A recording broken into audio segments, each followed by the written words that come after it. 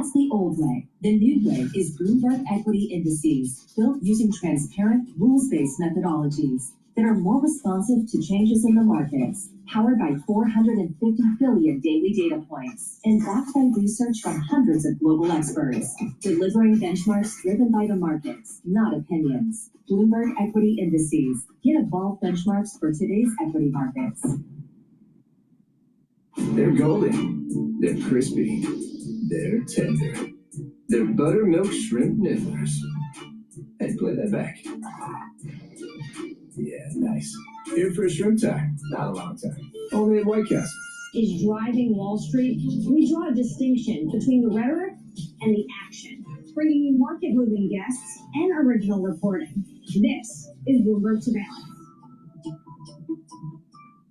Bringing you up-to-the-minute global news whenever and wherever it happens. I'm Jemima Versace in Davos, Switzerland, and this is Bloomberg.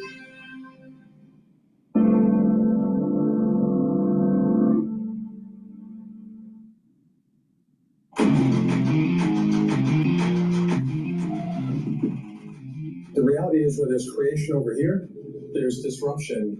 Here I say destruction over here. And I don't think the market has fully appreciated that it's not necessarily a soft landing to get from all the growth and investment and world-changing capabilities of AI, but there's going to be a lot of roadkill left behind. That was Paul Taubman, PJT partner, CEO, speaking with me on Bloomberg Deals about what he calls AI roadkill. And that warning comes as private credit funds also face the pressure of overexposure to software. Morgan Stanley and Cliffwater cap investor withdrawals amid mounting stress. Let's get some perspective on the stresses in private markets. Mark Benedetti is the executive president at Ardian. Ardian manages $200 billion in assets, including $137 in private equity, $49 billion in real assets, and $14 billion in credit, with relatively limited exposure to. So what are you wowing at? Just nice breakdown. Thank you. No, I looked this up before you came on because I was just thinking, Mark, we came through this period where everybody tried to go all in on private credit, certain firms, that's their main shtick, but you guys have kind of held loyal to private equity being the bulk of your exposure, and you don't have any retail funds in private credit either. Are you feeling happy about that mix of assets at the moment? Yeah, I think diversification clearly matters. That's what we're seeing in today's market. I also think that there's nothing wrong with growing slowly. We've had a private credit business for over 25 years, which means we're one of the few groups who've lived through an economic cycle. 60% of all the private credit funds that exist today were created post-Great Financial Crisis. So have they lived through? Do they know how to react when a portfolio company goes the wrong way or not? So I think that's very important. Can I just ask quickly about that? Because if we are in this world where there are more bankruptcies, how many funds out there do you think are able to take back the keys and do a restructuring and work with the company? Are we about to see some real angst if we are heading for a credit cycle? It's clearly a core competency. I do think that there are some groups who will be equipped to do it and some others who are not. I think, for example, there are some overexposures to software. Hello, my name is DrPaulCottrell, and we are live streaming on Rumble, YouTube, and my website, the-studio-reykjavik.com. Thank you for joining. I greatly appreciate it. We're going to go over the Iran war, how it's affecting the energy markets and the overall general market. The markets are open in the United States. There's been some breaking news about the Supreme Leader making a statement that the Strait of Hormuz needs to remain closed, but it was just a statement release, no video, no voice over. No one really knows if the guy is alive or if he's severely injured. So with that, energy markets are moving up. So we're going to go over that. So please help support the work that I do by making sure that you share the links, ask your social media to follow me. You can follow me on X, GETTR, TikTok, Substack, Buy Me a Coffee, Patreon, YouTube, Brighteon, Bitchute, Rumble. Lots of ways to follow my work. You can also follow my work on my website. You can listen to my audio podcasts, live streams, and I also generate periodically the news called Paper. You can watch all this under broadcast on my website. I also have great products that I offer on my website. I have course material on immunology and pulmonology, so you can learn about how your body works. I have ebooks about finance, medicine, and also artificial intelligence. I have 8 ebooks that I wrote over the years. And I have many supplements that if you take regularly, you're going to slow down the aging process and boost up that immune system. And these are products that I take regularly as a protocol to slow down the aging process. So with that said, please go to my store, the-studio-reykjavik.com, and get the great products that I offer. I have magnesium and zinc. Magnesium and zinc is super important to take because it'll help to boost up your immune system. It'll help with your brain function and also increase the efficacy of vitamin D3.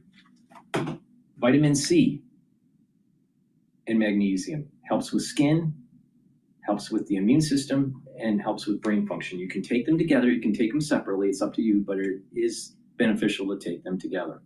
So please go to my store, the-studio-reykjavik.com, and get the vitamin C and magnesium and the magnesium and zinc.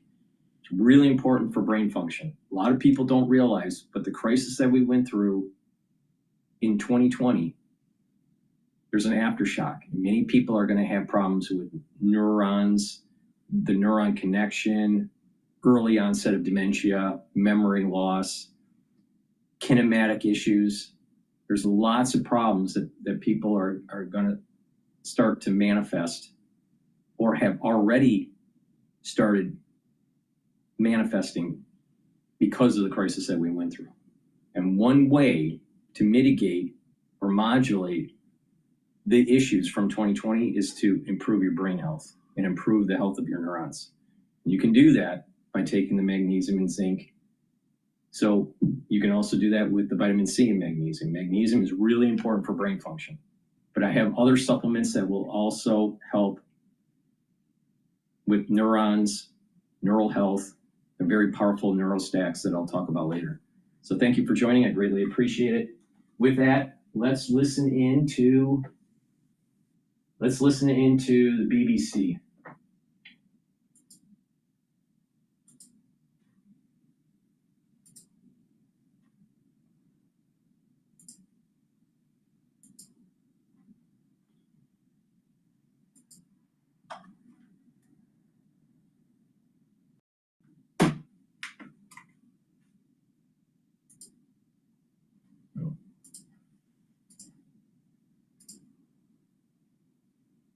But Dubai has also suffered from Iranian strikes, and very much similar story to what's happened in Doha. He spoke to me about the strikes seen in the city over the last 24 hours. We've seen Iran hitting out in many directions, trying to strike those really important sectors for the West, so shipping, oil, and banking. Here in Dubai, we saw a drone this morning that came down quite near the financial center here, and at the same time, you've got some banks saying that they're going to be shutting for a few days at least, with their staff working remotely, responding to this threat from Tehran that says that it will hit out at businesses and banks, American ones and others, because it says that Iranian banks have been targeted. So here in Dubai, people are on the alert. Last night there was a skyscraper, a distinctive building that was struck in the early hours. The authorities here saying that the building was evacuated, but that no one was injured. But the pictures today show where the impact was, and I think the thing to stress is that, yes, much of the aerial assault is being intercepted, but things are getting through, Marianne. And what about people inside Dubai, Nick? It's very difficult to gauge, to be honest with you, through social media and online, how exactly people are feeling in Dubai about what's happening there.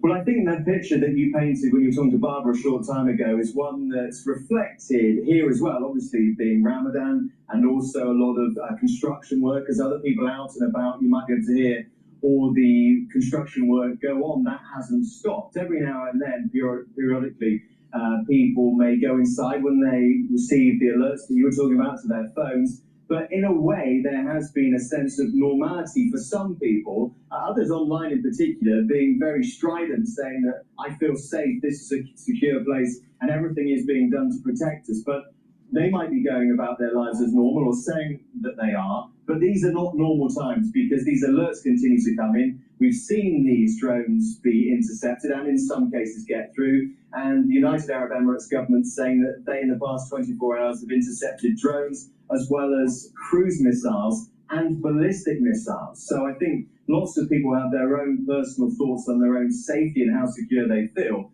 But the alert remains in place here as Iran continues to lash out at its neighbours, in particular the UAE, really in the firing line. That's Nick Beak in Dubai. Continuing coverage here on BBC News. Stay with us.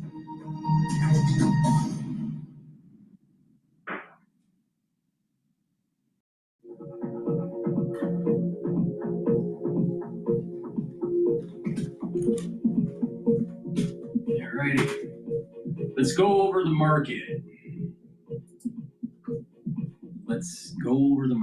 So the S&P 500 is trading at 6,698. I still have a year-end target of 7,400 to 7,800. Trust me, buy into the market here. You're going to benefit. All right. VIX is at 26.53 right now. If you pay attention to the update that I published last Sunday, I think it's episode either 34 or 35. I think it's 34. Pay attention. I state that the VIX, there is a good probability that the VIX will hit 45. Now, the S&P 500 has a major support level at 6,600 and 6,450. So don't worry, all right? There's plenty of room to accumulate shares during this crisis. And when it's all over, it's going to start rallying. Now, the euro is trading at 115. The dollar is a safe haven. Oil is trading at $95.78 per WTI. Bitcoin is trading at 70,000, and the Japanese yen is trading at 159.12. Another sign that dollar strengthening. Now, natural gas is trading at 3.228. It was trading at 3.1 range yesterday, so natural gas is up. Gush, which is an ETF for energy companies and exploration companies, that's up today. That's trading at 37.58. DRIP, which is the inverse ETF, that is suppressed. That's trading at 4.95. And UCO, which is a leveraged ETF tied to WTI futures, 38.71. Okay? So if you think that oil is going to go up, you buy UCO. If you think that oil is going to go down, you want to buy SCO. All right? But be careful, because when it starts to sell off, it's going to sell off hard. All right? So I just told you how to make some money. So please go to my store, the-studio-reykjavik.com, and get the structural nano silver soaps. I have it in lemongrass and in peppermint. Get a few bars for your household. Very high quality structural nano silver soaps will help with your pores, but also help to neutralize. And that's really important, especially during the cold season. And I have structural nano silver toothpaste. This is the best toothpaste that you can get. It has no fluoride. It's structural nano silver. It'll whiten your teeth, freshen your breath, reduce inflammation at the gum line, improve your oral cavity, neutralize, and with good oral hygiene, you're helping your cardiovascular health and your valvular health. So please go to my store, get a few tubes of this very high quality structural nano silver toothpaste. You're not going to be able to find anything better than this. So please go to my store and get structural nano silver toothpaste. It's the-studio-reykjavik.com. The link is in the description of this video and all my videos. So just click the link, go to the website, use discount 5, you get $5 off any order. All caps, discount 5.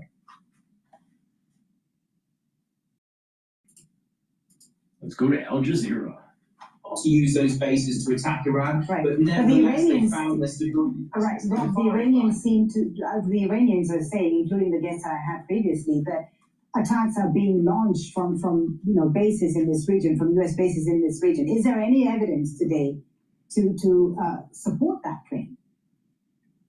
In a word, no. There is no evidence for that. We do know the GCC countries demanded before the war that the US not use their bases to attack Iran. There was an evacuation of US personnel, for example, from the Al Udeid base in Qatar. That wasn't just because they were expecting retaliation, it's out of an expectation that they couldn't use that base to attack Iran. So the GCC states really stuck their necks out here in trying to not give Iran any legitimacy or any excuse to attack them. And nevertheless, Iran did still attack them. It not only attacked countries with whom it's long had difficult relations, for example, Saudi Arabia, it attacked every single GCC state, including those that really tried to mediate until the very last minute, including Oman, including Qatar, for example. So this is all part of Iran's broader strategy of chaos. It's basically trying to push for a ceasefire by causing so much chaos, so much instability that the US perceives this conflict as no longer in its interests. And it's willing to burn its bridges with any and all Gulf states in order to pursue that very high-risk strategy. And looking at the battlefield today, Rob, is either side, you think, closer to achieving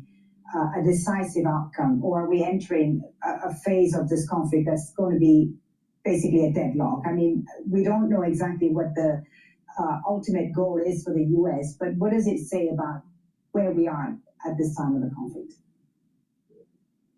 Well, we of course do not know what is going on behind the scenes. Shortly before the new Supreme Leader's recorded speech, we heard Anwar Gargash, an influential UAE presidential advisor, saying that a breakthrough was in reach. Well, there's quite a disconnect between that optimistic projection and the speech by the new Supreme Leader, which more or less is retroactive around policies they're digging in. Could it be the breakthrough between Gulf countries and Iran? Because again, we've heard the Iranian Supreme Leader say that these are brothers, these are regional countries, we want good relations with them.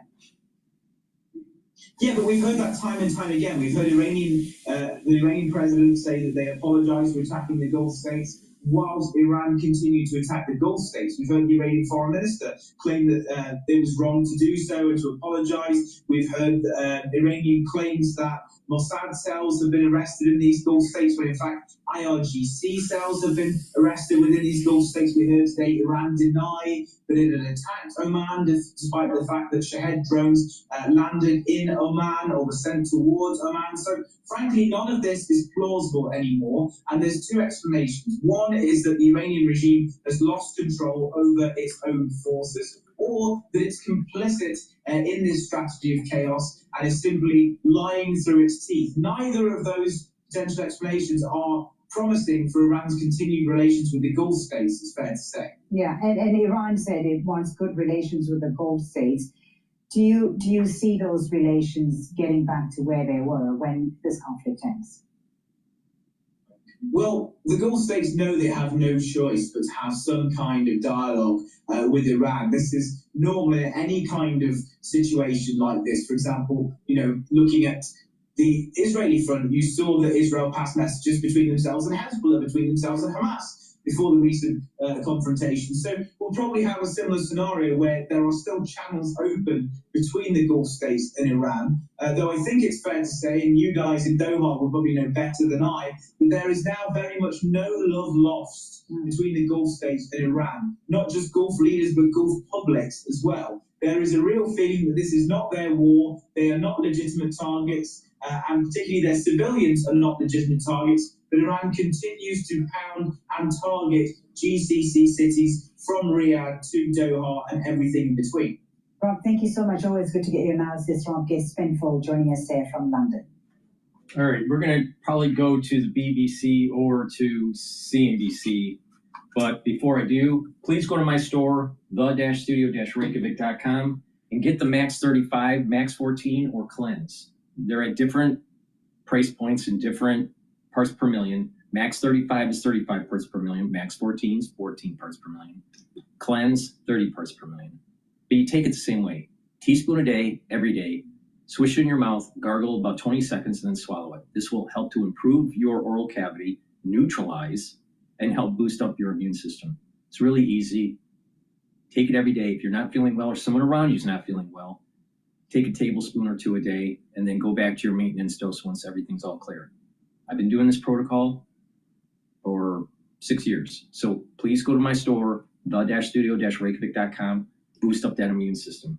And when you're boosting up your immune system, you're slowing down the aging process. A lot of people don't realize a common cold that you get twice a year or 3 times a year takes 9 weeks for your body to fully heal. So you're sick for about a week, and it takes about 2 weeks to actually remodel the damage that is done to your tissues. So the average person gets a cold 2 to 3 times a year. So that's 9 weeks out of the year, and every year. So when you are chronically sick all the time, you age faster. You look at someone that has a really severe cold that turns into either pneumonia or they have bronchitis, they age faster. So you don't want that. Slow down the aging process by boosting up that immune system. Take the Max 35, Max 14, or Cleanse. You make sure you use discount 5. I want you to save some money, all right? Oil prices are up, so the cost of goods and services are gonna go up. You need to save money. Make sure you use discount 5, all caps, discount 5, on my store, the-studio-reykjavik.com. Slow down the aging process so you can see America the Great, making sure that we kick ass. All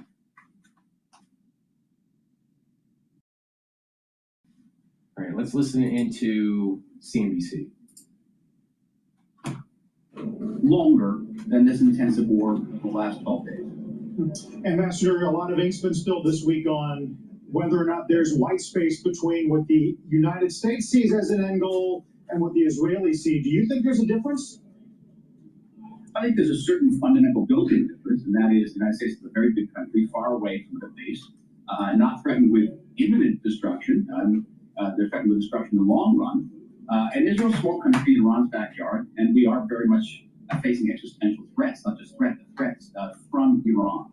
And so that's built in. The fact that the United States under its current leadership understands that if you don't meet the existential threat now, you will need it later under far more adverse circumstances, which is precisely, I think, that calculation leads to a dovetailing of our interests and our methodology. Right. It is so important to make sure that that Iran does not get weapons of mass destruction.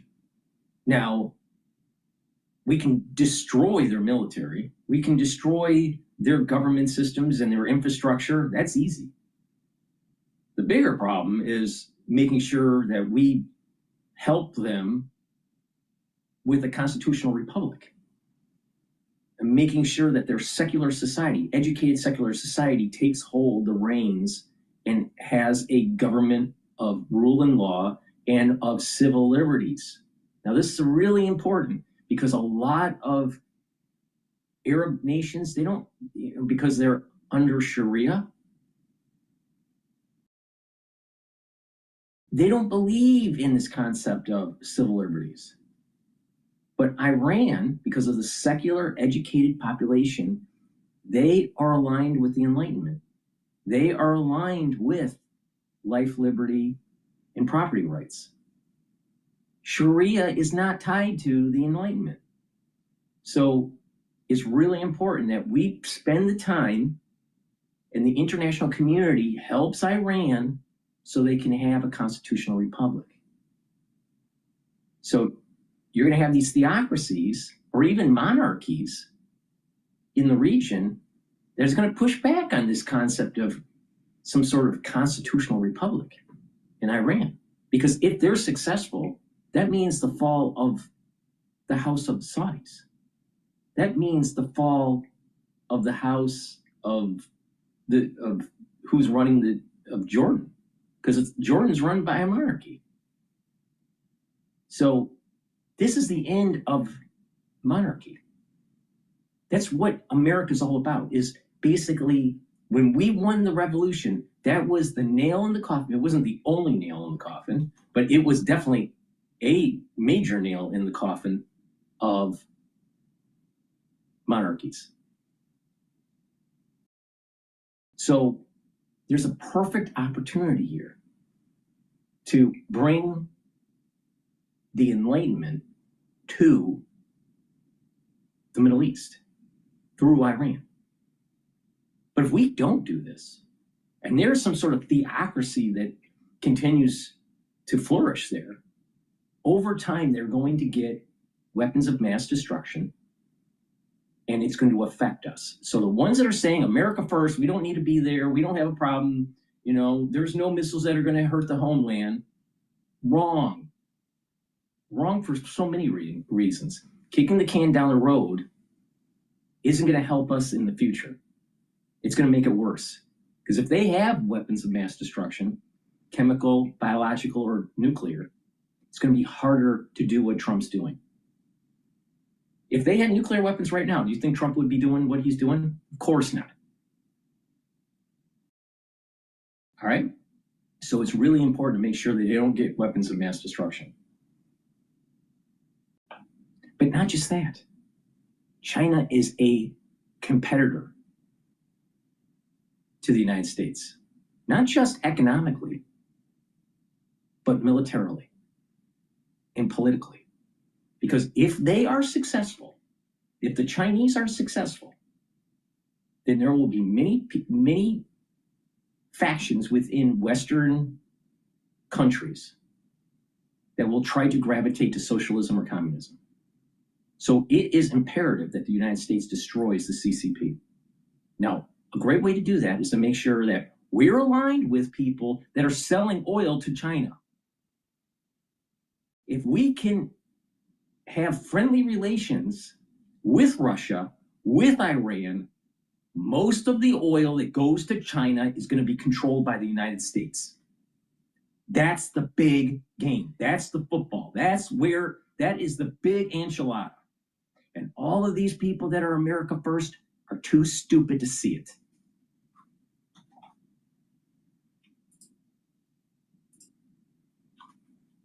But at the same time, it's also understandable that people in a situation like this, a crisis, are going to look out the window, see an explosion, see a building on fire, see a missile in the air, and reach for their phone, record a video. They don't share it on social media. Maybe they share it with friends and family, but they're still being arrested for that. And that, to me, is counterproductive. If they're concerned about the UAE being seen as dangerous, and I think this is the main thing and what it speaks to, is they don't want these pictures hanging around on the internet, these videos showing Dubai under attack. And they're going to be around for years. It potentially damages the country's economy. And so there's also that in mind. It was the same with Princess Haya and Princess Latifa. People weren't allowed to speak about these cases because they were damaging. Stay with us around the world and across the UK. This is BBC News. All right. I want to take a look at Fox News here.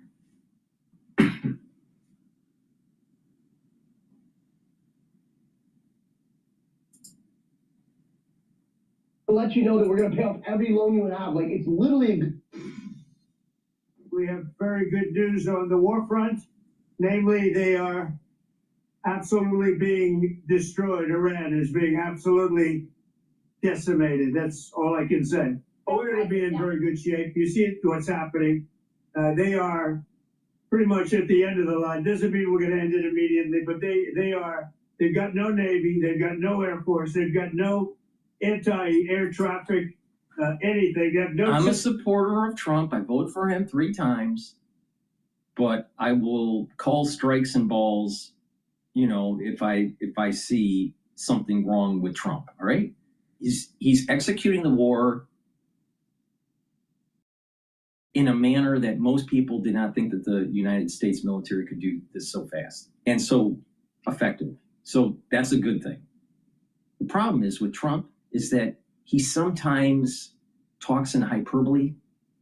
You know, he still hasn't really admitted to the American public that affordability is an issue for many people in the United States. All right. Yeah. Inflation rate has been stabilized and has been going down since the Biden administration, but absolute cost for goods and services have remained high. So the inflation rate doesn't mean anything to the average consumer. When they go to a grocery store, their bread and eggs and milk are still too damn high. Their housing costs too damn high. Buying a new car or leasing a car, too damn high. All right. So cost of goods and services are still a problem. He's been able to stabilize the inflation rate, but he hasn't fixed the high cost problem. Then you have unemployment rate is at 4.4%, relatively low historically. Natural unemployment rate's about 5%. So it's below natural rate of unemployment. The problem comes in is that there's lots of people that are young that can't get into the workforce, or they're underemployed. Big problem. 52%, according to the St. Louis Fed's data, has stated that 52% of the ones that are coming out of college or high school, 52% of the youth are underemployed. So you get a college degree, let's say in engineering, and you're underemployed. Maybe you're working on a project, you're not fully employed. Maybe you have to, work in an industry that is not of your major. 52%. And then, depending on the data you look at, I've heard anywhere from 6 to 10% the unemployment rate for college grads. So somewhere it's definitely higher than the 4.4%. So the economy isn't working for everybody. When you have stock market at over 6,600, almost 7,000 at times, before the oil crisis, it was almost going to hit 7,000. So you have in a period where the stock market is doing really well, but yet there's so many people that are having problems with affordability. Trump doesn't talk about that. The affordability is an issue. Okay, now this hyperbole that he talks about how great the economy is and how affordable things are, well, the economy depends on how you define the economy. Wall Street's doing great. Main Street, not so well for many people. So he talks in hyperbole. He's talking in hyperbole with this Iran thing too. Our military is doing great. It's doing a great job in executing and knocking out targets. Just like how the stock market is doing pretty well. All right. But let's get to the brass tacks, where the rubber meets the road. All right. If the Strait of Hormuz is not flowing tankers with oil, Trump is failing. Just like if there isn't affordability for most of Americans, then Trump is failing. Now, I voted for Trump. I support Trump. I'm not a never Trumper, but I don't like when he's talking in hyperbole. He's not being completely truthful. What he's doing is putting lipstick on a pig. He's, kind of marketing, he's doing a marketing strategy. One, to bolster up the Republican Party for the midterm elections.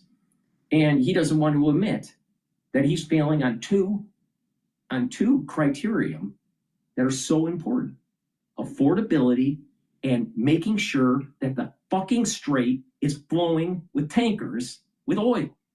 And he's failing on both of them.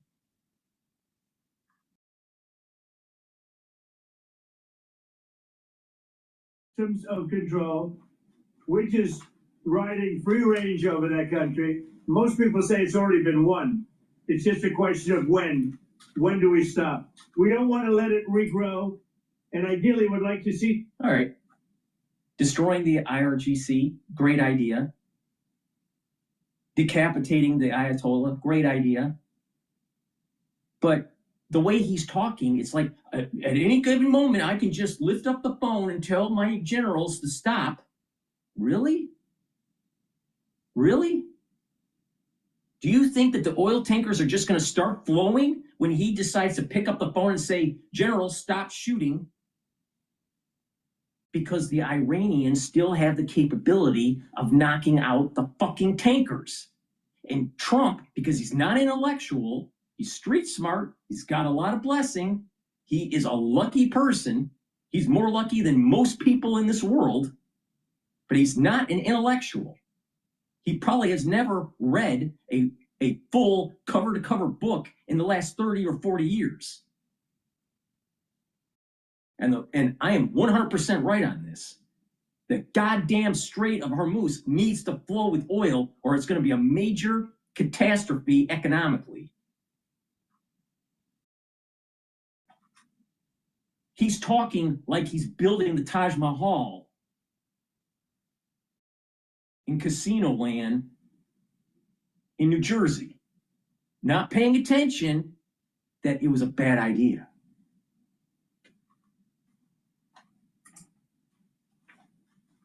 Somebody in there that knows what they're doing. In other words, they can build a country. That's President Trump on Operation Epic Fury and how it's taken out nearly all of the Iranian regime's military infrastructure. U.S. and Israeli forces... Really? Taking it all out? Then why are the tankers still anchored in the Persian Gulf, not willing to go through the strait? Why is that? Because they can be knocked out. Because what Trump is saying isn't necessarily fully true. Just like now he's saying the economy is great. The economy is not great. For some people, it is. For a lot, it's not. Now, that doesn't mean that there's not successes taking place in Iran. The United States, we are being successful militarily. But the thing is that there is a key indicator of, quote, winning the war. And that is making sure that the oil flows. And he's failing on that. See, Trump never wants to admit. See, there's a problem with a leader when they can't step up to the plate and take ownership and say, all right, it's not working right. It's my fault, and I'm moving forward, and this is what we're going to do to fix it. That's a leader. I don't see that with Trump. He hides. He wants to shovel it under the rug. What about the 140 military personnel that were wounded, but no one knew about it? It wasn't stated by Hegseth. It wasn't stated by General Kane. It wasn't stated by the administration. They just wanted to sweep it under the rug. See, Trump only wants to bring home A's and B's on, from his homework to his parents. He wants to throw away in the trash the C's and the D's. He doesn't want to tell his parents. That's a problem with a leader. A leader takes ownership and moves forward.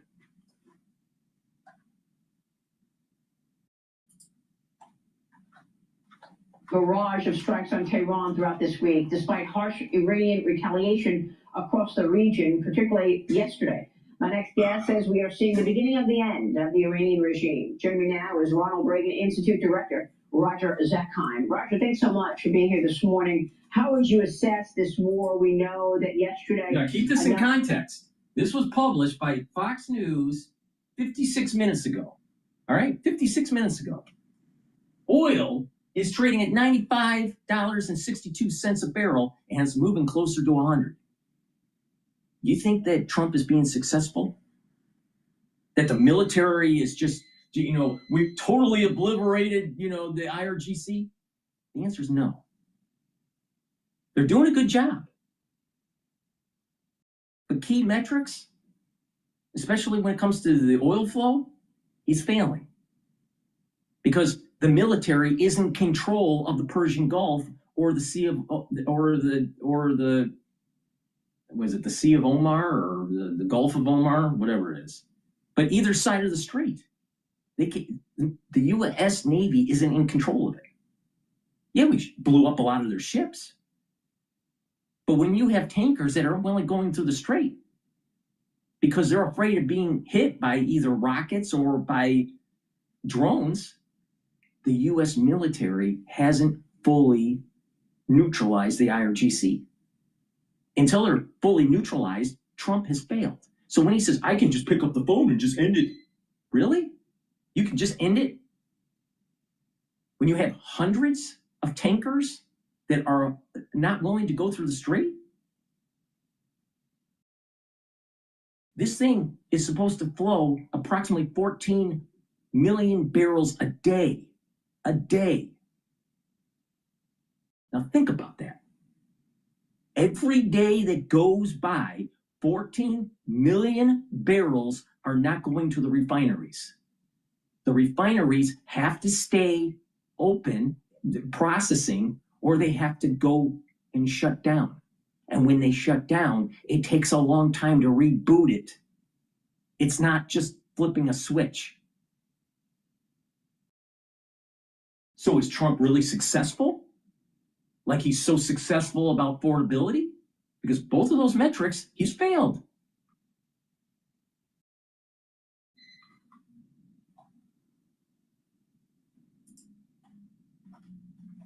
Of ships were actually hit by Iranian fire. Your reaction?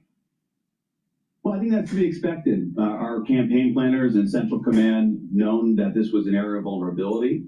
I think overall, the president has it right. This has gone very successfully. It was not something that was going to be done in a matter of days, but weeks to degrade all of the capability of the Iranian military. And the Straits of Hormuz, it's tight, 24 miles wide at its most narrow element. Over there was always going to be something that the CENTCOM planners were going to be focused on and knew would take time to clear out. And that's really where we are at this moment. But what we are going to see here... I think it's then why is the president saying I can end it at any time? No, you can't end it at any time. You have to clean the Strait of Hormuz so the tankers are flowing. Then you can end it. See, it's the same problem with the affordability. He doesn't want to tell the full truth. This is the problem with his personality. He's a blessed person. He's going to be more blessed than I'll ever be blessed. He'll be more blessed than you will ever be blessed. His family will be blessed more than your family will be blessed. Why? I have no idea. I don't understand the metaphysics of it. But sometimes Trump is not telling the full truth. And it's a problem, especially when people are dying. American citizens are dying, and he's not telling the full truth. I have a problem with that.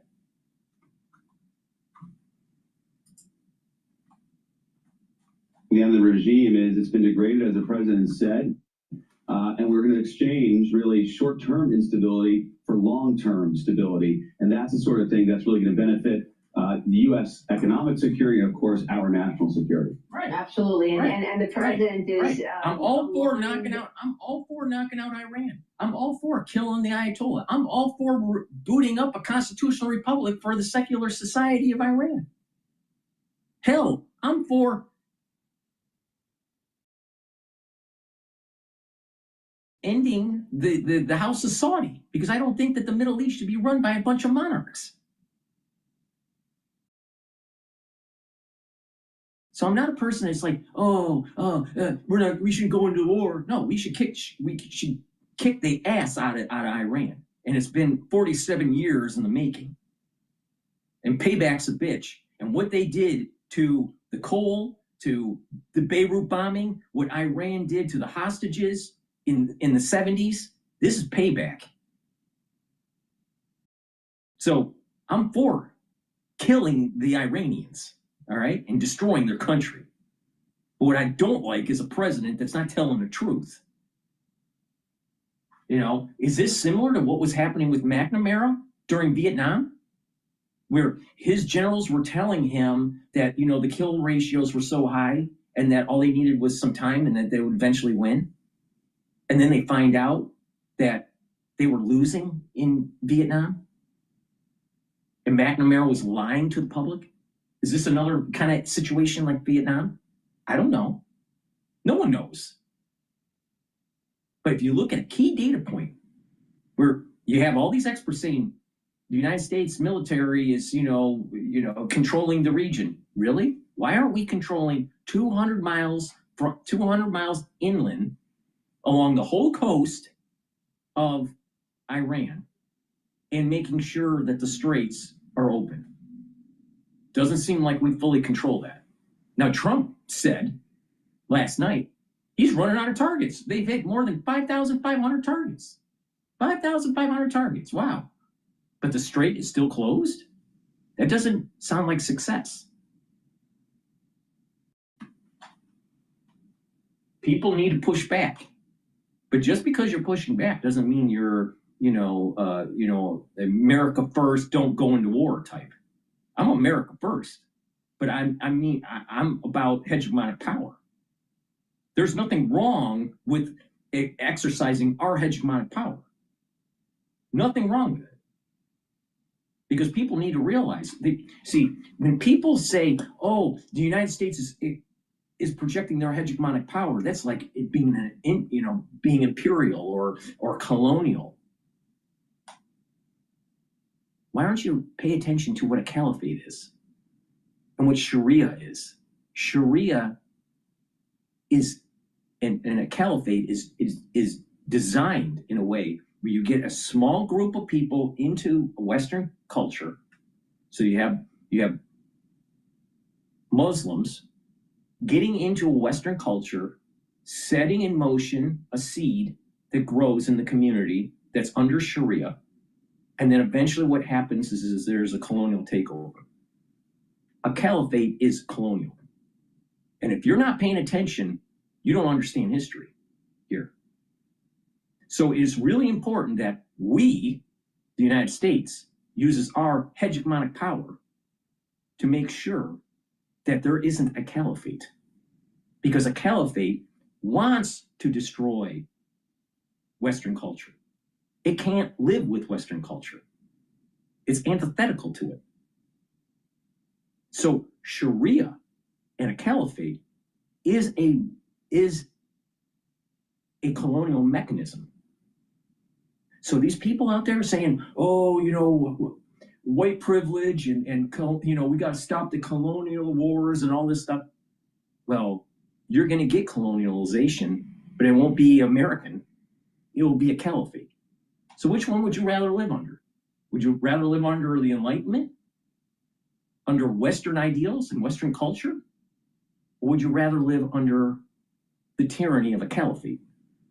Because those are your choices. Now, if you don't think I'm right about this, take a look at what's happening in New York City with Mondani. Take a look at some of the pictures where in Gracie Mansion, the mansion for the mayor, he removed the furniture and put a bunch of rugs. And so they're eating on the floor, and his whole staff is in a circle, in a powwow that's Islamic. Now, where in American culture do we do that? Never. So here what we have is the seed growing where there's a colonialization that's taking place in the heart of the country, and that's New York City, coming from Mondani, the mayor. Now, you don't believe me? Take a look at the pictures. Because him doing that is trying to push the boundaries to allow for a colonialization. But he says that white colonialization is wrong, but a caliphate colonialization is right. Now, I'm a direct descendant of a founding father of our country, and I got a major fucking problem with that.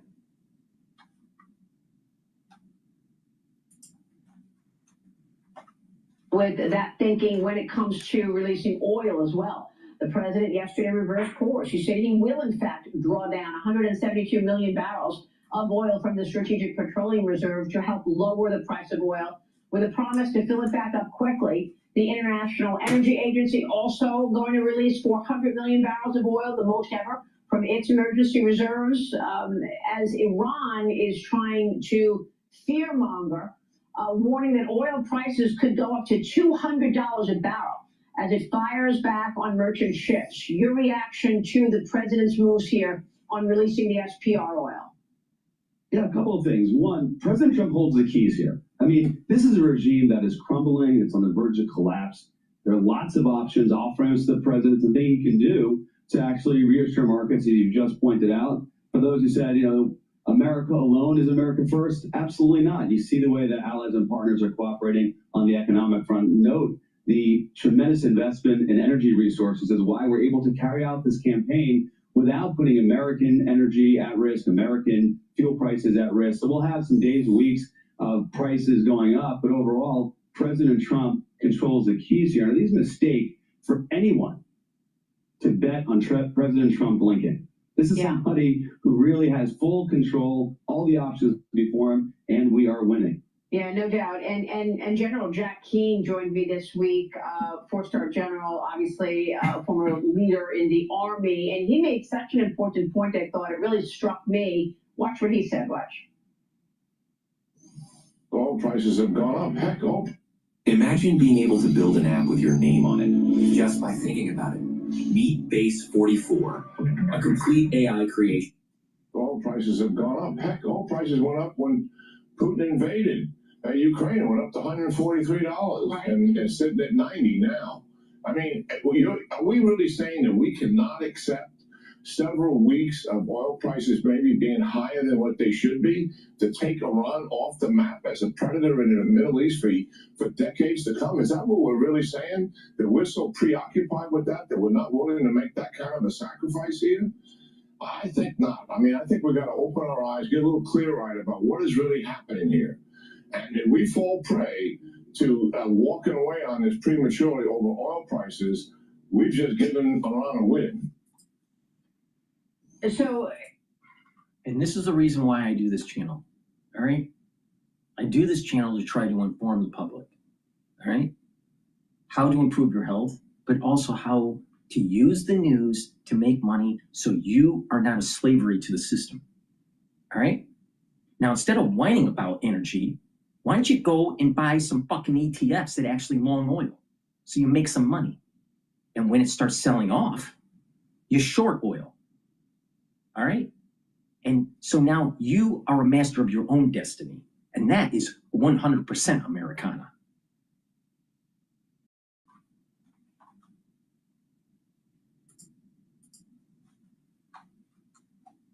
Understanding what the general just said, you still have a major issue in the Strait of Hormuz.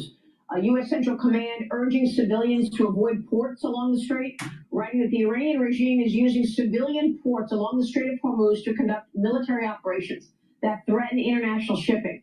Civilian ports used for military purposes lose protected status and become legitimate military targets under international law.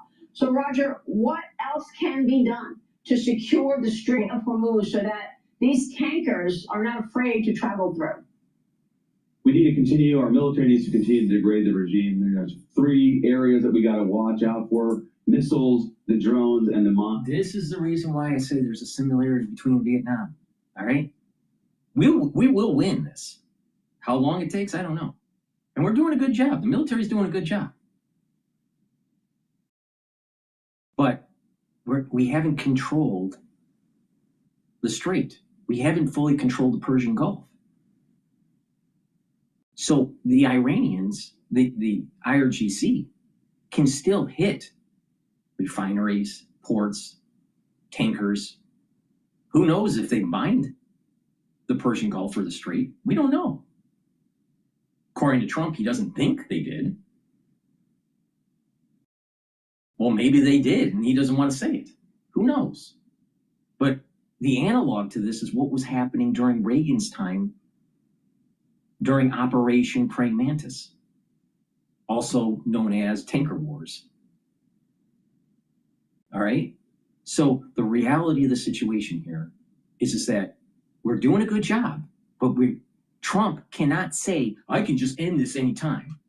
No, you can't just end it anytime because you haven't finished a very important metric, and that is controlling the Persian Gulf and the Strait. How can he say to the American public that he can just end this anytime? Really? How? How? Because if you end it right now, then the IRGC won because they survived. See, that's the whole game that they're playing. You either have to completely destroy them to win, or you lose. So if they're still around and they still can scare tankers so they don't go through the street, either psychological or military, then the IRGC won this. Trump has to destroy 100% this military apparatus. So how the hell can he say to the American public, with all honesty, that he can just end it anytime? Because if you end it anytime and the IRGC is still alive, then you lost. And we wasted lots of money and lives were lost. So you gotta win. You gotta win. So Trump shouldn't say, I can just end this anytime. He should say, as a leader, we're not controlling the strait yet, but we will, and we will completely destroy the IRGC. And they will not have any harbor. They're not going to be in existence. That's all he had to say. Not say, I can end it anytime. Because ending it anytime, like tomorrow or like in 3 hours, that means the IRGC won. This is the problem with a president that doesn't know history.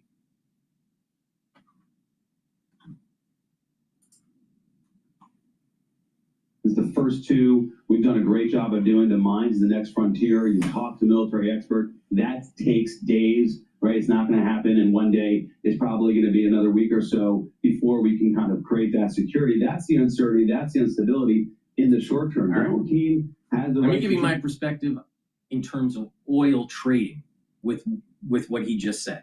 All right, we have a few indicators.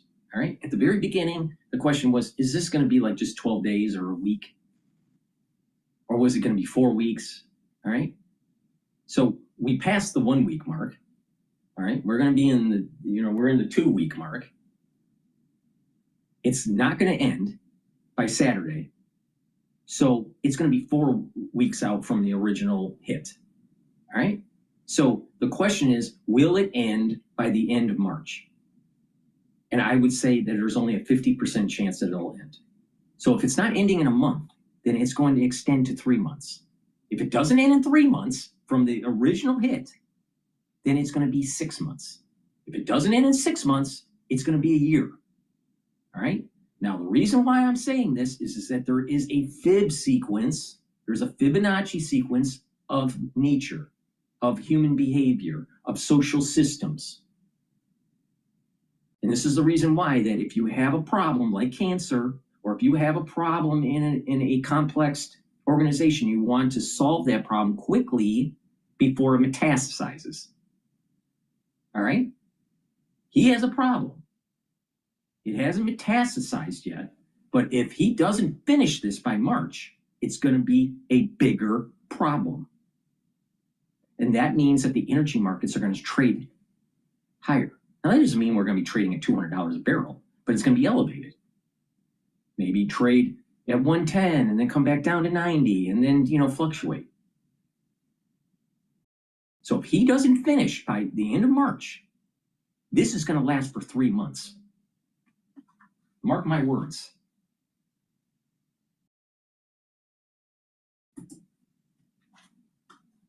Yeah, look, I don't think it's going to take tremendous sacrifice to the American people in terms of the price at the pump. But the long-term stability is something the market should really be interested in, because we get this right. We're going to go ahead and secure a passage of economic commerce here that the world relies upon. U.S. has energy dominance, but the world overall, because 20% of energy goes through the Strait of Hormuz, really needs this. And so it's worthy investment for the next couple of week or so to go ahead and get this cleared out the fashion that CENTCOM has described, and then we'll go ahead and realize a long-term stability, one that, as you know, we haven't seen for decades. I mean, this is 40 plus years in the making. Yeah, but Roger, it's about the time that we kick Institute ass. just recently released this National Security Innovation-Based report card, and your institute gave America's defense modernization a D. You gave innovation leadership a B+. All right, I want to read off this National Security Innovation Base report card. All right, defense modernization D, innovation leadership B+, pull through for broader national priorities B, customer clarity B-, innovation capital B+, private sector innovator base A-. So we're, when it comes to the military industrial complex, we're doing well. Public and civil innovation base C-. Manufacturing capacity and industrial base D+. We really need to improve this. All right, especially with naval yards. We can't produce ships that our Navy needs. But not just that. Why isn't the United States the largest ship producer for cargo ships and tankers? Why? Why is it somewhere else? Why is it South Korea or Greece or some other country? Why isn't the United States? We import so much stuff. Don't you think we should own and make the ships? I mean, it's just common sense. You don't need to have a Harvard degree. So we definitely need to bring back manufacturing. You can thank NAFTA. You can thank Bill Clinton. And you can thank George Bush Jr. in shipping the jobs to other countries. George Bush Jr. needed to fast track China into the WTO so they would vote yes for his military excursion right after 9/11. So 9/11 and the WTO for China are 100% tied at the hip. I bet you didn't know that. So we gutted our manufacturing for some short-term bullshit that we didn't even win in the Middle East for 20 years. We didn't win Iraq and Afghanistan. Hopefully we win Iran. International alliances and partnerships, C-, talent base, D+. I mean, think about that, all right? Talent base in your manufacturing, defense modernization, all right? Those are all D's. Defense modernization. So we need to upgrade big time, all right? Especially being able to use less costly hardware. So when we deploy it and use it, that we'll be able to replenish it quickly, all right? So there is the replenishment flow and also the cost. You know, we're making Tomahawk missiles that take a long time to make and cost more than $1 million to knock out something that's 30,000. You know, it becomes very costly when we use our means of warfare. So this defense modernization, D, unacceptable. But you can thank Obama for this bullshit. And then the manufacturing capacity industrial base, D+. You can thank NAFTA for that. You can thank Walmart so you can buy cheap spatulas and import deflation and destroy our manufacturing base. And the talent base. Now, whose fault is that? Well, first, it's the Department of Education. Most people that are going to public schools these days, the students are stupid. They can't even do the simple reading, mathematics. The reading comprehension is terrible. They don't know their history. 20% or less of the society in the United States are actually the doers. The smart ones. The ones that are smart and the ones that are doing. The rest of the society, 80%, are stupid and lazy. Now, don't bet against America. That's not what I'm saying. Somehow, some way, America will win on this because we're blessed. But it doesn't mean it's going to be a bed of roses and it's going to be a panacea. It's going to be a difficult road. But that's the grit. That's the grit of America. But it would be easier. It would be easier if we didn't have people selling our country down the river and destroying our manufacturing base, our military prowess, and we have an education system that is failing the youth. So are we winning? Are we winning? Are we really winning? Go to any major city in the United States. Philadelphia, Boston, New York, Chicago, Detroit, LA, San Francisco. I don't care. You pick any. Let's say Dallas, Houston, any major city in the United States. Miami, Tampa. I'm willing to bet that the 80-20 rule that I just told you holds true. 80% of the people are stupid and lazy, and 20% are smart and they're actually doers. There's the problem. People don't even know how to dress anymore. Walk in your town, even if you don't live in a large city. Walk in your town. Do people dress properly? Do people just walk around in sweatpants all day long?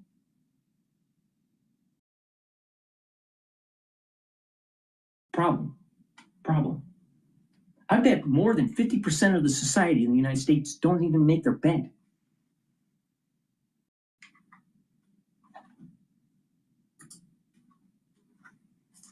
It's for the defense infrastructure policy.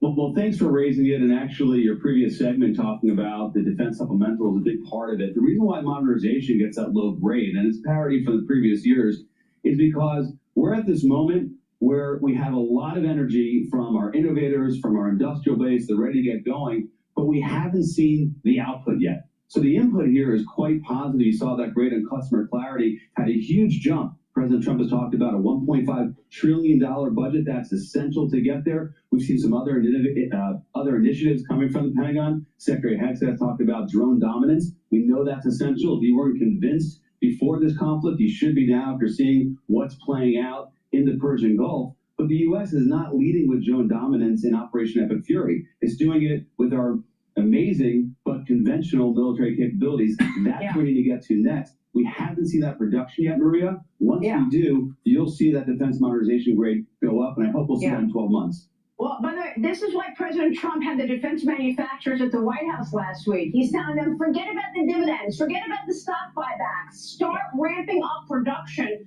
We need this now. And that's why he's asking for this, defense supplemental package of the $1.5 trillion. I understand. Roger, thanks for... All right. Let's listen into FBI on high alert for Iranian attack in California. What? How the fuck could this happen? Still winning, Trump?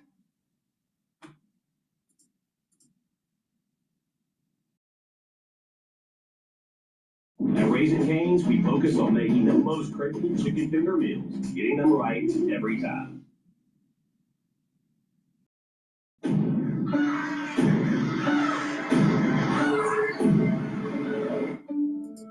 Something's different. Meantime, the FBI is warning of an alleged Iranian surprise drone attack plot on a target in California in retaliation for the U.S. strikes on Iran. Mark Meredith joins us live from Washington with all the details. Hi, Mark.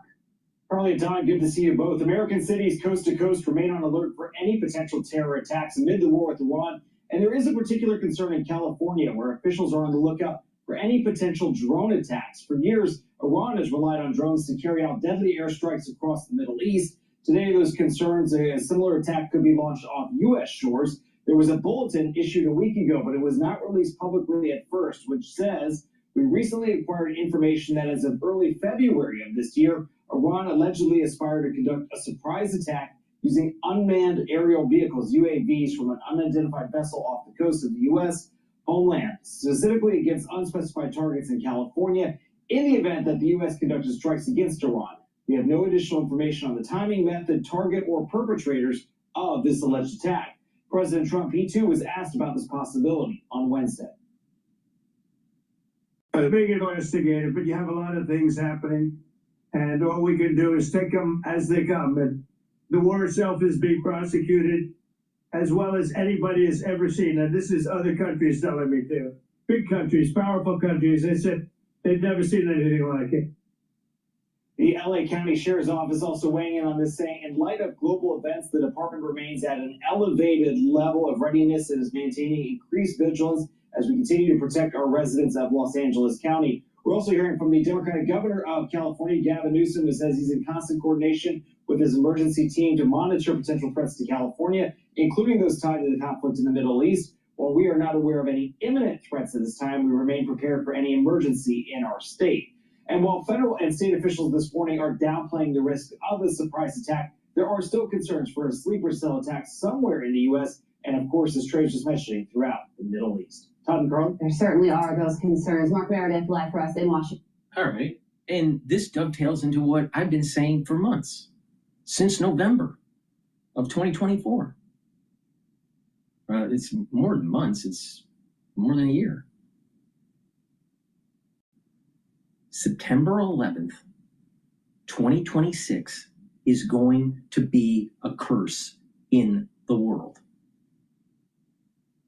I said that shortly after Trump was elected.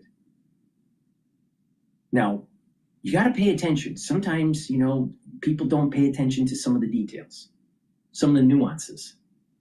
Trump was the 45th president and the 47th president.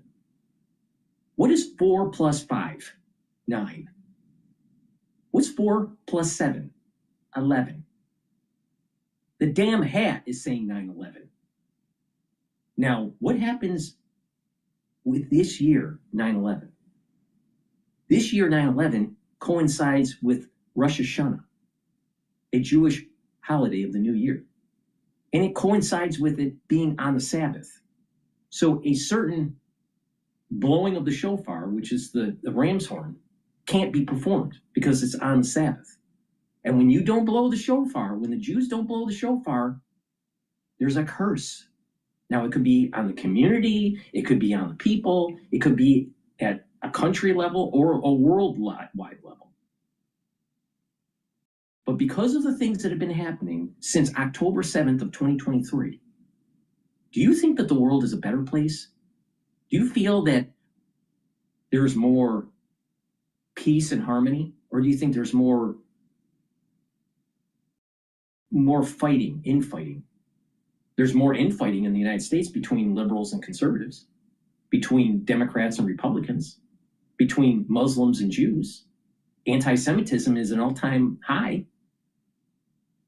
Do you think that the world is going to be blessed when the ram's horn isn't blown on September 11th? And September 11th is like a scary time for the United States. Not just that. Societies and individuals have soul roots. That's where the power of our soul comes from. There's an energy force. It's called a soul root. This is written in the Zohar thousands of years ago. All right? So I'm not making this up. All you got to do is look up the Zohar and soul roots. All right? And this is the energy force that people have. But that soul root also happens at a societal level or a countrywide level. A country has a soul root. The United States has a soul root. Okay? Now, the two major soul roots that we are worried about in the modern context is the soul root of Jacob and the soul root of Esau, the two twins in the Bible. They don't like each other. And guess what? They're fighting. And these soul roots go back and forth in terms of strength throughout the year. From February, March, April, May, June, July, the strength of the soul root for Jacob. August, September, October, November, December, January is the soul root strength for Esau. So it happens in a cycle. We're September 11th. Who has the strength? Esau. That's bad. And that's the reason why every time something bad happens to America, it's in September and October. Now, I just told you something really deep. Way more, like 50 IQ points higher than any fucking buddy in mainstream media. America is in danger coming with 9/11 in 2026. But it's not just the United States, it's the whole fucking world. Now, don't you think that if Trump doesn't get this done in March, I said that it's going to kick out to 3 months. That's April. April, May, June. All right? Jacob still is strong in terms of the energy force. But if we can't get it done in 3 months, it's in 6 months. And so now we are now going into the danger zone. So if you got all these sleeper cells that are in the United States, and you have this kind of intifada kind of, thing going on worldwide, because look at Europe. Europe is overrun. Do you think Britain is British anymore? It's Muslim. Do you think France is French? It's Muslim. Do you think Germany are Germans? It's Muslims. So don't you think that as we go into this danger zone, that there are going to be hits very reminiscent of terrorist activity in the 80s and in the 90s? The answer is yes.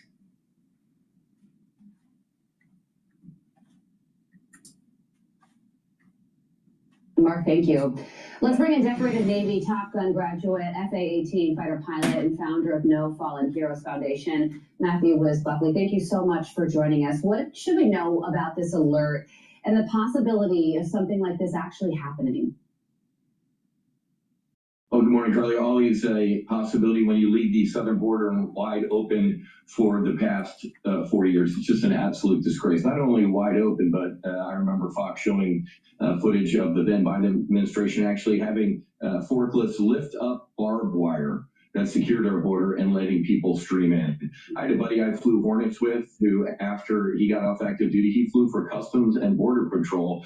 And he said, Wiz, you wouldn't believe how many prayer rugs and Korans we find in the desert. So these sleeper cells are in this country. And 9/11 is in a strength of Esau.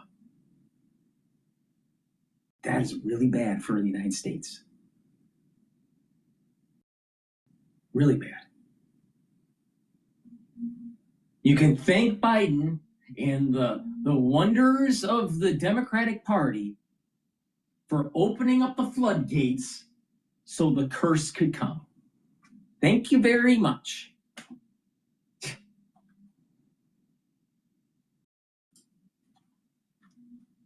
They are active.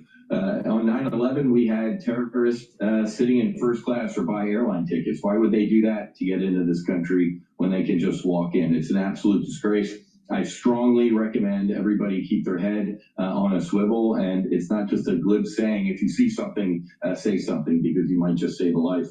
So it sounds like your concern is more the possibility of a lone wolf attack as opposed to something like this that we just found out about yesterday, about the possibility of a drone strike off the coast of California, some more organized, large-scale attack from Iran? Both. I'd absolutely be looking at both. It is the job of our government to contingency plan. Before I went flying an F-18 Hornet, I said, what realistically could go wrong on this mission that I can think about right now in the air conditioning? So I guarantee you the FBI, the Department of War, all of these partners are sitting in a room in front of a whiteboard going, hey, what is realistic? But to pull off an attack like that, it obviously needs a lot of people. It needs a lot of material. So I would hope that the FBI is on top of this, but you never know. There potentially thousands, if not tens of thousands, of enemy agents in this country. That's a fact.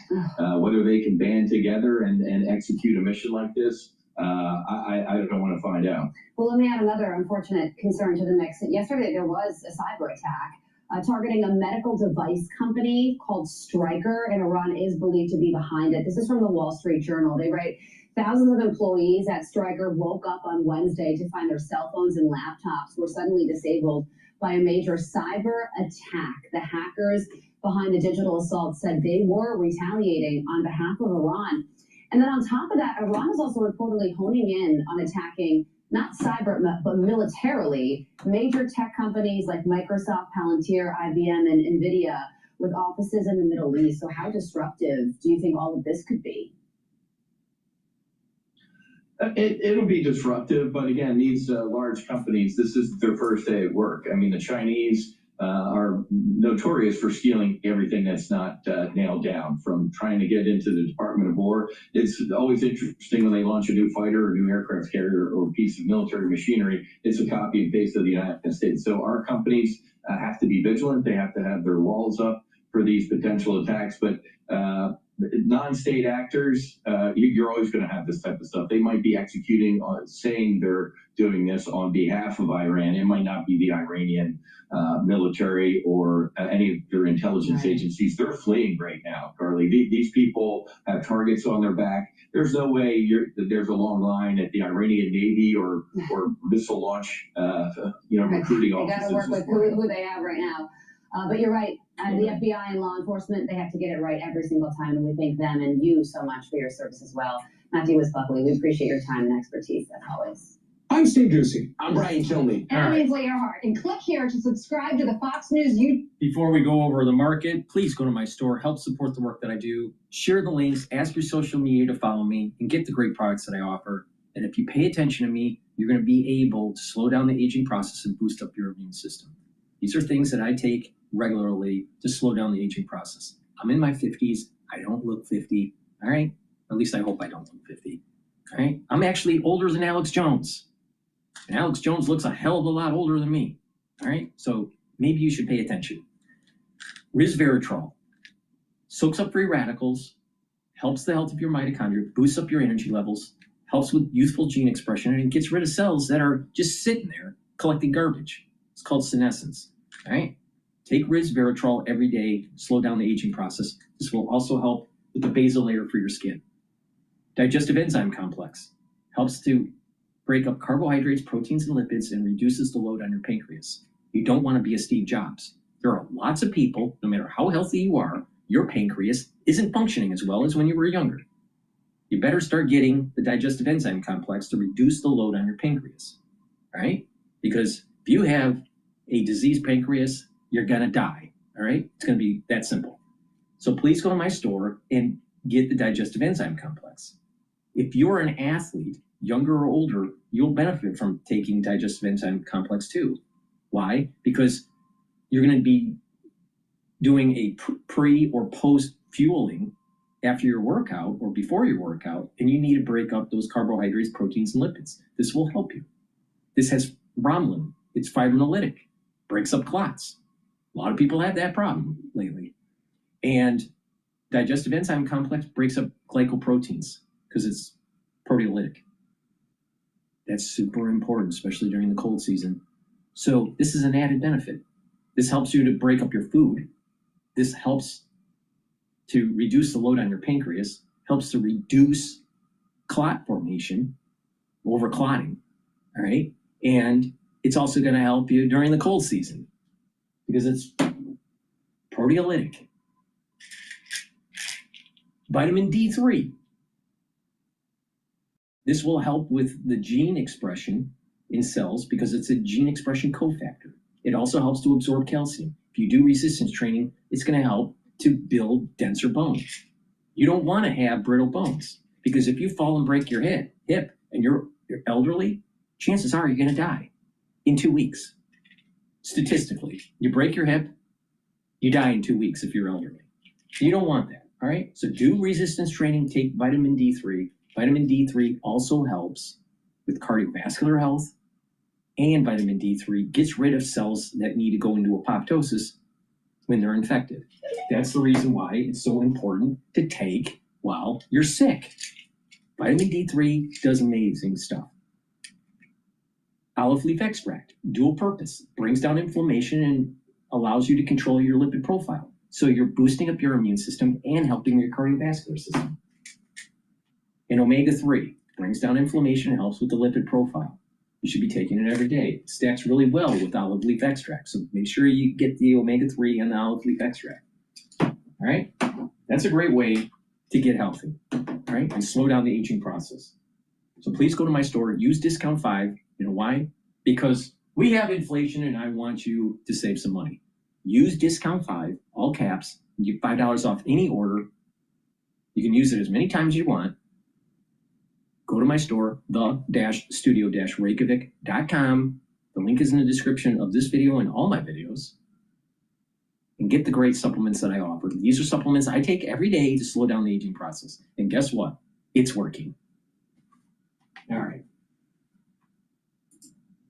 Let's listen into...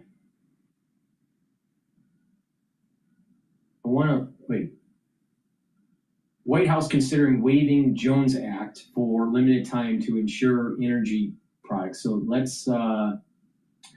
that's breaking news. Let's listen into CNBC here.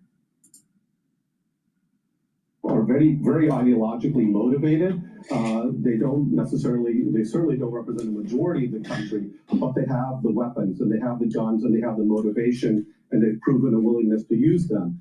So you could have a descent into internal civil conflict, which could easily spill over Iran's borders. Renee, hope you have you back. The Journal's got a piece up this morning about the Saudis potentially trying to acquire drones from the Ukrainians, which the Gulf state element is something entirely different too. We appreciate your time. Thanks so much. Thank you, Duke. Good to be with you. When we come back, a Senate vote on a key Now, let me get this straight. Trump wants to increase the budget for the military to $1.5 trillion. And I think that it's probably a good idea, especially for the Navy. All right? And we've had a budget of a trillion or just under a trillion, 850 billion for a while. All right? Why don't we have Hornets to knock out drones like the Ukrainians have? You're telling me that we can't? We have all of these little, robotics clubs in the United States. We have so many companies that, that can develop weaponry. We have DARPA, right? And we couldn't create Hornets to knock out Shahed drones? And we have to go to Ukraine to get them? What? See, things are upside down. And when you have ultra-liberalism ultra-liberals controlling the society, they want to just increase your healthcare costs. They just want to, add social programs to the society and make the society less efficient, less productive. This is what happens. You can't even make a simple $5,000 drone to knock out a Shahed drone. So we got to have cap in hand and run to the Ukrainians saying, please, give us your Hornets. Please. Do you know how much it costs to train from first day of service all the way to retirement for a general? 1st star, 2nd star, 3rd star, 4th star. General? It's a lot of money. And none of them fucking could have a war plan and have hardware like a Hornet. How long has this war been going on in Ukraine? I believe it started in 2022. It's 2026. Why the hell don't we have our own Hornets? Makes zero sense to me. But, you know, I have a degree from Harvard, so maybe I just don't know. I'm telling you, we've had people that have been selling America down the road, and we need to wake up and push back.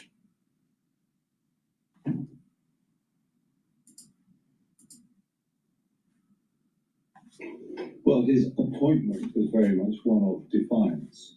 Their attitudes right from the outset have been highly defiant towards American power and Israel, and that's nothing that you wouldn't expect. All right, I'm gonna shift over to this podcast that was just published by Bloomberg about oil disruption. When you fake like that,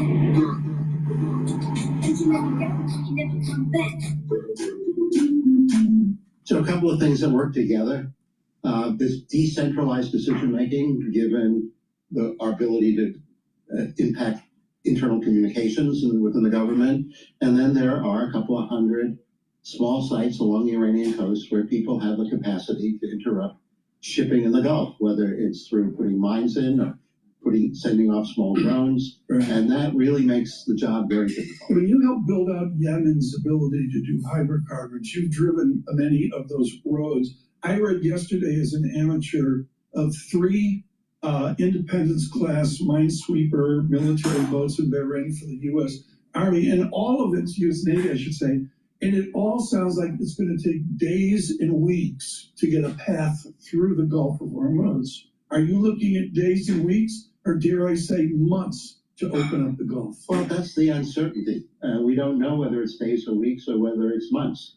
And we don't know whether that months will turn into a kind of permanent damage because there's a regime in place and it doesn't look like it's going to roll over overnight.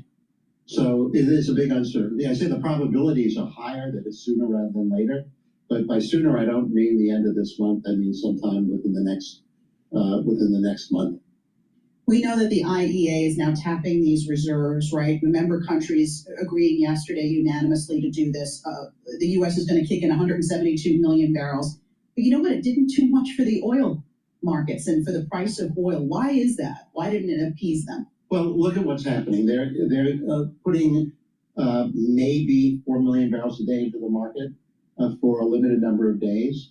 And the world is already seeing 2 things happening. One is that the upwards of 16, 18 million barrels a day that was coming through the Strait of Hormuz is now down to 10. So we're not replacing, and the longer the time waits, the less important that little drop in the bucket may be. And it's important to mention, it's not that we don't have the oil. We're still flush with oil. We just have nowhere to store the oil. Is that really the problem? No, the problem is that we have the oil. We have an open market. We allow our oil to be exported to whichever country or party other than those sanctions that want it. Right. This is true of gasoline and ethane and all of the product line, and it's true of crude oil. So if you are in the need of crude oil, you're going to go to the U.S. to ask for it and bidding up the price. So although we're the largest exporter of crude and product in the world, we're the largest producer of that and natural gas, we are beholden to the global market. Edward Morse with us, folks, Senior Advisor at Hartree Partners. We welcome all of you on YouTube and all of our other ways to listen to us around the world. Subscribe to Bloomberg Podcast. A good conversation here with Dr. Morse. Okay, my knowledge of this is I rewatched Lawrence of Arabia 3 times. I read most of Dan Yergin's Surprise. I think most of it. Okay, I read Albert Harani on the Arab people and that. What are they thinking in Riyadh right now? The royal family of the Saudis, the royal family of Qatar, the Zayeds, the Maktoums in Dubai. What are these royal families thinking? I must intrude in this a little bit to note that Dan Yergin and I have been very good friends since we were in graduate school. And I had the pleasure of reading the original manuscript to give him What feedback. was that like? That was double the size of the printed version, so it took a little bit of time. I mean, we used to, John Tucker remembers this, and Boris, we used to walk around with the prize paperback. It was like a girl back. It was just like to be cool. You didn't read it.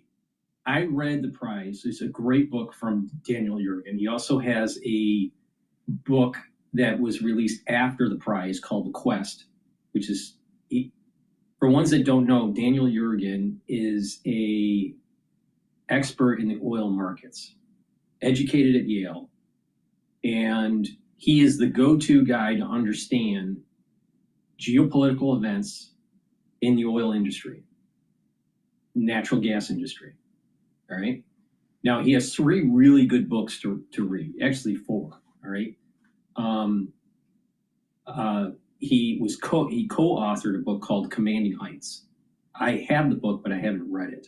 But I've listened to so many lectures by Daniel Yergin. I already know what's in the book. But I read Quest and saw the documentary that you can watch for free on YouTube. I think it's about 10 episodes or 11 episodes, but it goes through the whole industry of oil, the beginnings of it during Rockefeller all the way into the modern time. Really important to watch that series if you really want to get a better take on what's going on in the oil market. So I highly recommend either reading or watching the documentary, The Prize.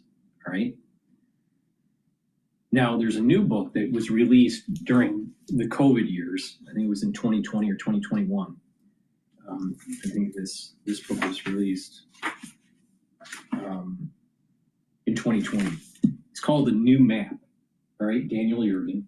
All right, I'm about a little less than halfway through it. All right, and what this does is it talks about a little bit about the oil, shale, and gas shale industry and how it's reconfiguring geopolitics. All right. Now, he breaks it up. The first chapter is just kind of an introduction of the shale industry, gas and oil, and how it's helping the United States. All right. And then the rest of the book is broken up into regions. It goes over Russia and China and the United States and the interworkings of the pipelines and the terminals and liquid natural gas and the geopolitics that are at play. So to understand what's really going on right now in real time, I highly recommend that you read The New Map, or at least listen to some lectures that he has for free on YouTube about the New Map if you don't have time to read the book. But it'll give you a better understanding about what's happening here. And it's important that the United States gets a regime in Iran that is aligned with the United States. So we have leverage on China if China goes into Taiwan. All right? So the reason why we went into Venezuela was because it's heavy crude. The Middle East is mid-level crude in terms of density, viscosity. And refineries are fine-tuned to use either light sweet crude, heavy crude, or Middle Eastern crude or medium crude. All right? And these refineries are fine-tuned based on the viscosity. Well, PADD 3, which is in Texas, and most of the refineries in PADD 3 are in Texas and Louisiana, they need heavy crude, but could process some of this Middle Eastern crude. Knocking out Venezuela and making sure that the heavy crude is going to PADD 3 in the United States was the first move in a very complex chess game that Trump is playing to be able to hit Iran. Because if he hit Iran before we took over Venezuela and controlled the oil supply, Pad 3 would have a problem with its refineries. Now, where are you hearing this? Nowhere. Nowhere. There's a larger game that's being played here. So all these people that say, oh, we're going to Iran to just, fight for Israel. Not so much. It's actually leverage against China.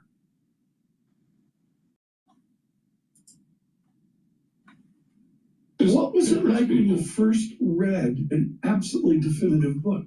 Well, the history that he did was just truly extraordinary. So it became the one place to go if you want to understand where oil markets came from and where they're going. Okay, but folks, in all my travels over there, you do background reading and that. Thank you to the University of Durham in England for definitive work.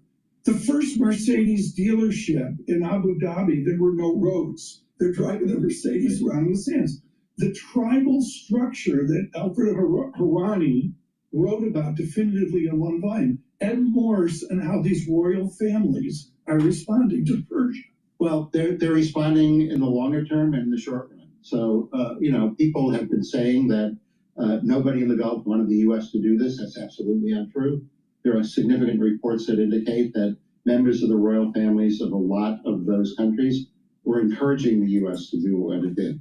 It's just as simple as understanding the dynamics between the Shias and the Sunnis. Islam is fractured. Shia is the Ayatollah, and they don't like the Sunnis. So just religiously, the House of Saudi needs the Ayatollah gone. Now, they have a lot of money. The Saudis have a lot of money. They can buy any car on the planet. I don't know how many Maybachs they have, how many Rolls Royces they have. That's a lot. But they don't really have a strong military. They don't even have a very high population. Not that long ago, they were just herding camels. They got a lot of money. And they have Mecca. And so there's this infighting between the Shia and the Sunni. So just from a religious standpoint, they want the Ayatollah gone.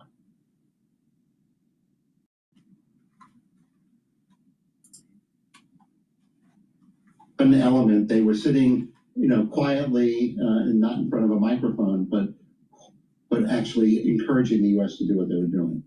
They are different in terms of their structure. So we've got two big countries, Saudi Arabia and the UAE, that either have diversified their economies a lot or are in the process of diversifying. And the intriguing thing on the Saudi side is that just in the month of January, they gave signals that they were going back and looking at the original 2030 plan, and they're finding ways to accelerate the diversification of the economy. They're doing it by going into critical minerals, mining other things at home, going into AI for the world, and attracting investment from the private sector in a way they never have. So, they're happy and unhappy about the what's happened over the last month, but they're happy to see the decapitation of the regime, the reduction in the authority and the power of the central government, and they're hopeful about change over time. Dr. Morse, I want to go back to something you said earlier in the conversation, that there could be permanent damage to the Strait of Hormuz. We see this unprecedented attack on that through the infrastructure of the strait. What would that look like? What would permanent damage to the strait look like? Well, by permanent, I meant something going forward where we already know that the Iranians have restricted lanes of the Gulf for transit. They're allowing a number of sanctioned vessels to go through. They've increased their own exports. But given the number of weapons they have on the coast, given the nature of those weapons to intrude and interrupt transit through the strait, this is a long-term threat. It's not something that's going to be over, even if there's a trees. Good morning, 92.9 FM up in Boston. Jay's up there. He's clipping coupons. He's just a municipal bond guy. But he sends in a really smart question. Can you ask Dr. Morse what we're going to do with Karg Island? It's not like Love Island, but this is a little island right off the coast of Iran, directly east of Kuwait. Have you been there, Dr. Morse? Yes. You've been to Karg Island? Yes. This is great. I mean, the only person I know who's ever been there. there's not like a Four Seasons or a Marriott at the end of it, is there? No, my Iran travels are really remarkable. I'll never write a memoir, but I was the first American delegation back to Iran after the revolution. Right. And when I was there, I had a classmate from graduate school who was the head of intelligence in the British Embassy. I had an escorted ride from the U.S. Embassy where I was staying to the British Embassy. I was actually co-chair of the U.S.-Iranian Bilateral Energy Working Group. Right. When I was with the British ambassador and my friend, our car was attacked on the street. We had to run out, escape, and the car was rolled over. Did you return the fire? I just got as anonymous as I could in the crowd. I think you should write a memoir. Of course, the simplistic idea here is if we really are at war, why aren't we taking out their immense undersea pipelines and refinery capacity out of this little island east of Kuwait? Well, you'll note that the Israelis have attacked some of the infrastructure, so that's been a threat that more of the infrastructure could be attacked. And we don't know what the president's going to do between now. Would you recommend to the president that he take out their major refinery hub? Well, I think there's a lesson to be learned, given that the Iranians have taken out other hubs and other refineries and are now attacking oil fields. So you shouldn't do that unless you expect the same in return. Yeah. The president hasn't done it, of course, because he's not interested in a significantly higher oil price environment. Whether his interest is for the midterm elections this year or something more durable is another question. But, he'd really like to see gasoline prices significantly lower. He now can't brag that gasoline prices are lower than they were since Biden, because they're now higher than the last year of the Biden administration. Yeah, they're higher than both of his administrations, Trump's administration. And they're going to be higher yet because there's a lag effect between the crude price and where the What's your model price on Brent crude? Can you get it out to 120? I think it's easy to get it out to 120. We're in a world of unbelievable volatility in this market. We have seen witness to that in terms of going down and going up. Murban is pricing at 100 and Dubai pricing at 117, 118. And that's going to go higher because the longer those crudes can't get into global market, the higher the price is going to be. And I think you can reasonably think that on a supply-demand basis, unless there's an economic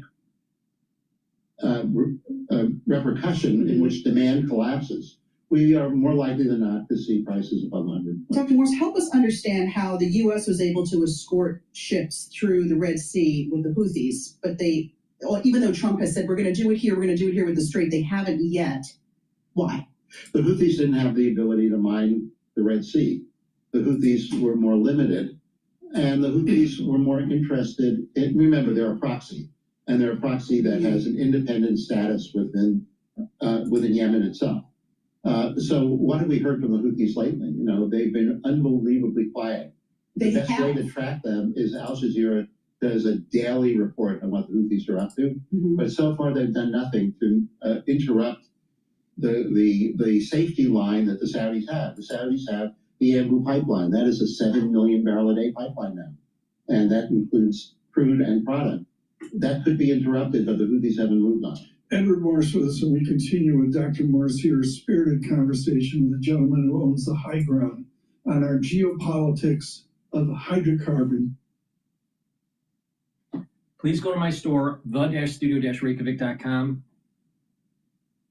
and get the ashwagandha root. This will help to control your cortisol levels and bring down your glucose levels, your blood glucose levels. This is really important to help with your immune system. It also helps with brain function and your cardiovascular system.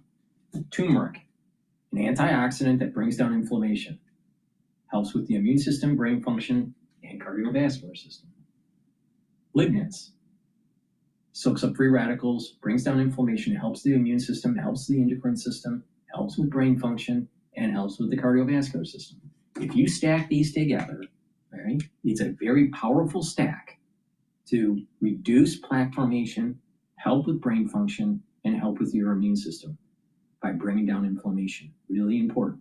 And when you do that regularly, you're slowing down the aging process. It's a really powerful stack. So please go to my store, get the lignans, the ashwagandha root, and the turmeric. Now, you can take them separately, but there's a synergistic benefit if you take them together every day. So please go to my store and get the lignans, ashwagandha root, and the turmeric.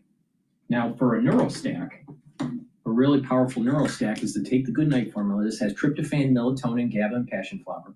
Take it every night, and this will allow you to get into 3 to 5 cycles of REM sleep and deep sleep, so you're detoxifying your central nervous system, consolidating memory, and getting more energy through a restful sleep.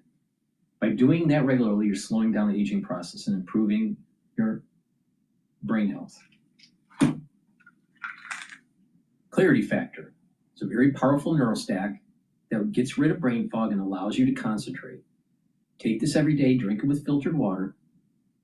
And what this will do is improve the dendritic connections between your neurons. You're going to be thinking faster and have better memory. Now, it's a very powerful stack if you take these together every day. So please go to my store, the-studio-reykjavik.com, get the Clarity Factor, get the Good Night formula. You can take them separately, but again, if you stack these the way I'm telling you to, you get added benefits. And structural nano silver gel, it's dual purpose. Now you can get it in the tube form or the quick dispenser form. Renew or just the tube form, right?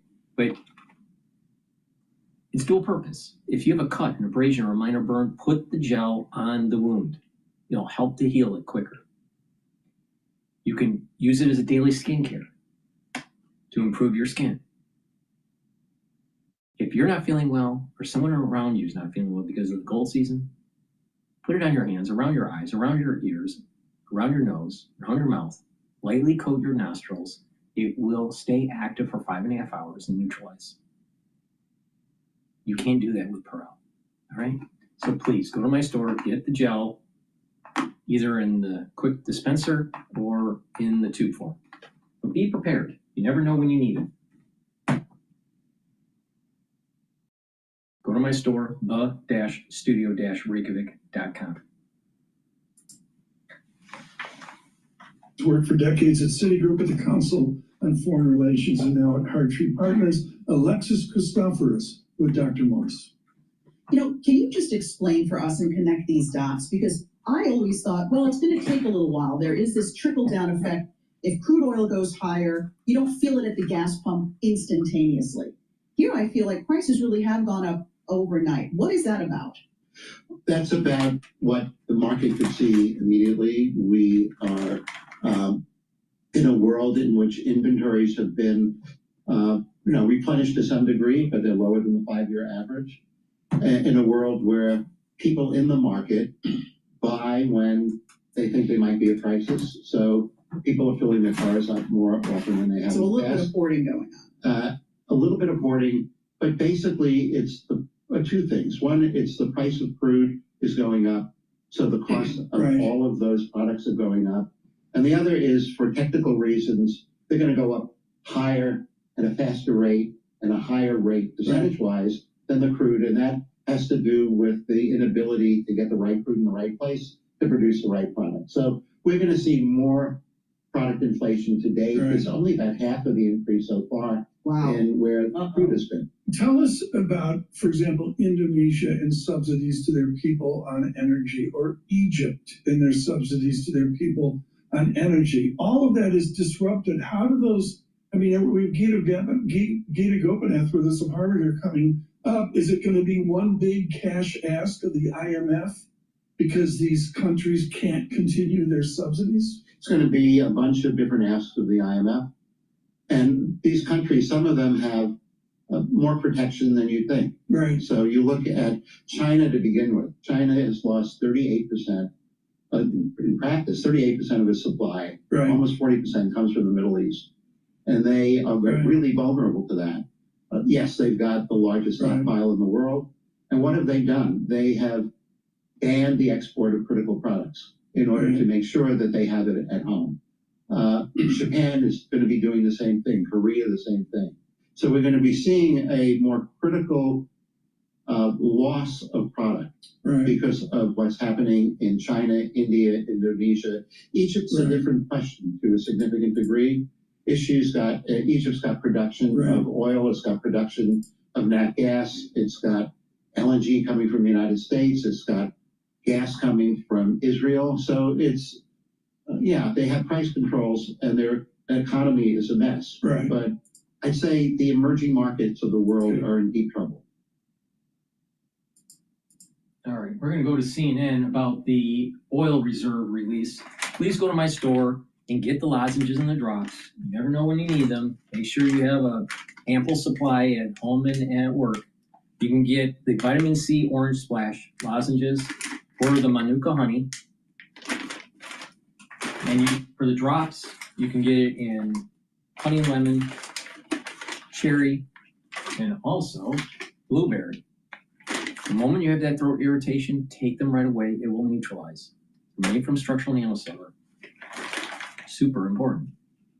And get the collagen. Collagen will help with the health of your skin, your hair, and your nails. Help with your musculature, your bone density, and your joint health. Take it every day. This is a month's supply. You can mix it with soft foods, filter water, milk, or even a smoothie. But take it every day. And do some resistance training to help strengthen the joints and your musculature and your bone density. Now, for ones that have soreness, either in your muscle soreness, pulled muscle, even headaches, tension headaches, or pain in the joints, take the Super Strong Relief. This will relieve the pain within 30 to 60 seconds, right? So please go to my store and get the Super Strong Relief. Again, if you have a headache, put it on your neck muscles and your temple and your forehead, and it will relieve the headache if it's a tension headache. So please go to my store, get the Super Strong Relief. It's a topical. You just put it on the area of the soreness and you'll get the relief that you need. And collagen. Collagen is a very powerful supplement to take to help to rebuild your joints. Now, you may have a sports injury or just getting older, but this is how it works. You take 2 full droppers a day, all right, and drink filtered water. But by doing this every day, what this will do is help to recruit type 2 collagen to remodel the joint, and also to recruit ACAN that helps to remodel the cushioning of the joint. All right, so you have to remodel the cartilage and then the cushioning of the joint. All right. Now, collagen also inhibits certain enzymes that cause pain and also the erosion of the joint. All right. So this helps to block that. So it's blocking enzymes MMP3 and MMP13. All right. That stops the erosion of the joint. And it also blocks EP4, which blocks the pain. In addition, this helps to recruit glucosamine to help to remodel the cartilage, and helps to recruit chondroitin to help with the cushioning. So it's a really powerful supplement to take. And what you want to do is do a little bit of resistance training and working that joint. See, a way to do it is, let's say that you had a problem with your finger, okay? And let's say you have arthritis in your finger. You want to help to remodel the joint. Let's say your knuckle, all right? And let's say you have pain in flexing, all right?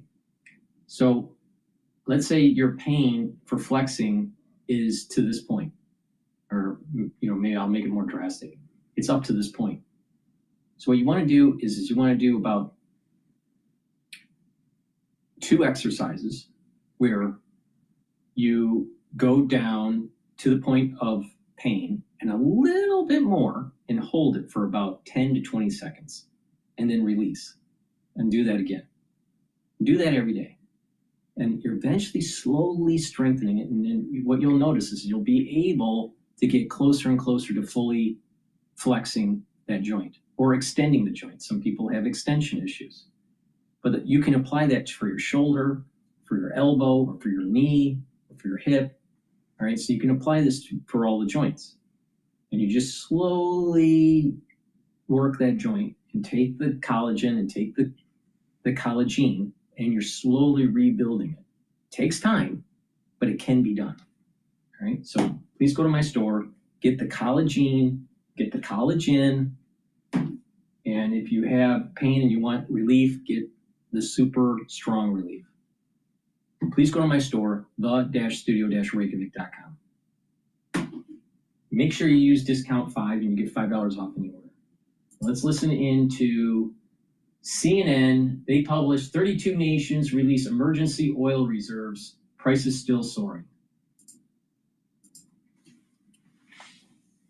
Up to over $100 a barrel overnight as Iran focuses more of its attacks on fuel, tankers, fuel depots, infrastructure across the region. Just take a look at this video from Bahrain. This morning, the International Energy Agency is sounding new alarms, saying the war in the Middle East is causing the, quote, largest supply disruption in the history of the global oil market. Main reason, oil has been stuck in the Middle East for more than a week because of right there what you're looking at, the Strait of Hormuz. The IEA says the flow of crude and oil products through the Strait of Hormuz has reduced to a trickle. Now President Trump is trying to blunt the impacts of this, authorizing the release of 172 million barrels of oil from the Strategic Petroleum Reserve. That's part of a broader release of a record 400 million barrels agreed to by the 32-nation International Energy Agency. CNN business executive editor David Goldman is here with us now. You wrote that the IEA releasing 400 million barrels of oil is like smashing the brake in case of emergency glass. But what will it mean? Is that enough to sort of make things easier for people and businesses, or is it just a drop in the bucket, so to speak? Well, it's clearly not having an impact right now. I mean, what John was just saying is so key. The only thing that the oil market cares about is getting the Strait of Hormuz back open.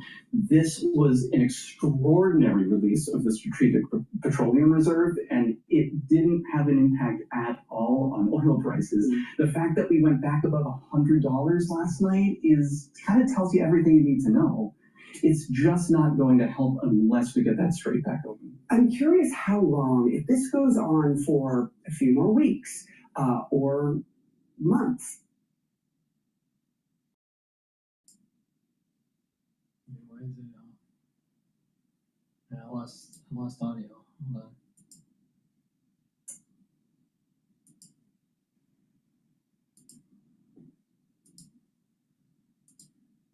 As we saw when it came to COVID.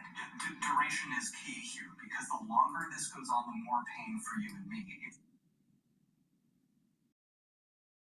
We're filling our tanks at 360 today. That could go to $4, but truckers are filling their trucks with diesel, which is closing in on $5, and all the stuff that's on those trucks is going to be more expensive for you and me. The businesses that are loading stuff onto trucks, that costs more money for them, and they're paying all these tariff costs. You think that they're going to eat the cost of the fuel surcharges? I don't think so. Those are costs that you and I are going to pay too. Ultimately, how high do you think this is going? We're now, when it hits above 100 a barrel, we all feel it. Where do you see this going if this continues to be blocked? Well, there is other oil in the world. I mean, we're a huge producer of oil in the United States, the largest in the world, actually. And so there's a point at which, you can't make oil more expensive and people will continue to pay for it. Everyone seems to think that $150 a barrel is the peak for this if the strait is just permanently closed. So, that's $5 gas, that's maybe $5.50 gas. So, you have to wonder how much longer this is going to go, and if we're going to get to that point. but that's about how high this could go. Yeah, if the average is $5 or $5.50 in California, that means $7, $8, and we're starting to see some of those numbers creep up there in places like Los Angeles. Thank you so much, David. Really insightful. A lot of people worrying about this very particular issue that affects literally everybody in the world. Absolutely, absolutely. Happy to help. Appreciate it. Joining us right now is the Energy Secretary of the United States to talk about this, Chris Wright. Secretary, thank you for coming in. Does this announcement about the drawdown of SPRO and with the IEA mean the problem is solved in your view? Oh, no, this does not mean it's solved. The problem is Iran's behavior, Iran's military, Iran's threatening for American troops, their neighbors, energy markets for 47 years. But the disruption of oil, temporary disruption of oil through the Straits of Hormuz, that's what the Strategic Petroleum Reserve is for. So as we have a shortage of market coming through that avenue, we're going to bring oil to market through other avenues to get through a few weeks of a short-term dislocation to get to a much better place on the other side. You say a few weeks. That's the view from the United States, maybe the president, but as we've seen overnight, Iran has a say in how long this goes on. Israel has a say in how long this goes on as well, with the IEA's announcement of releasing a third of emergency reserves yesterday.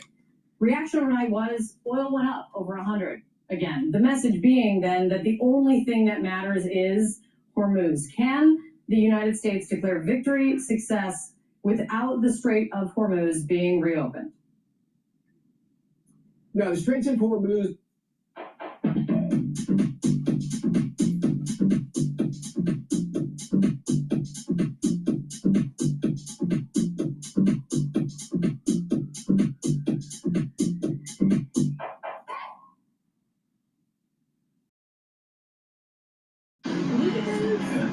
Perfect timing.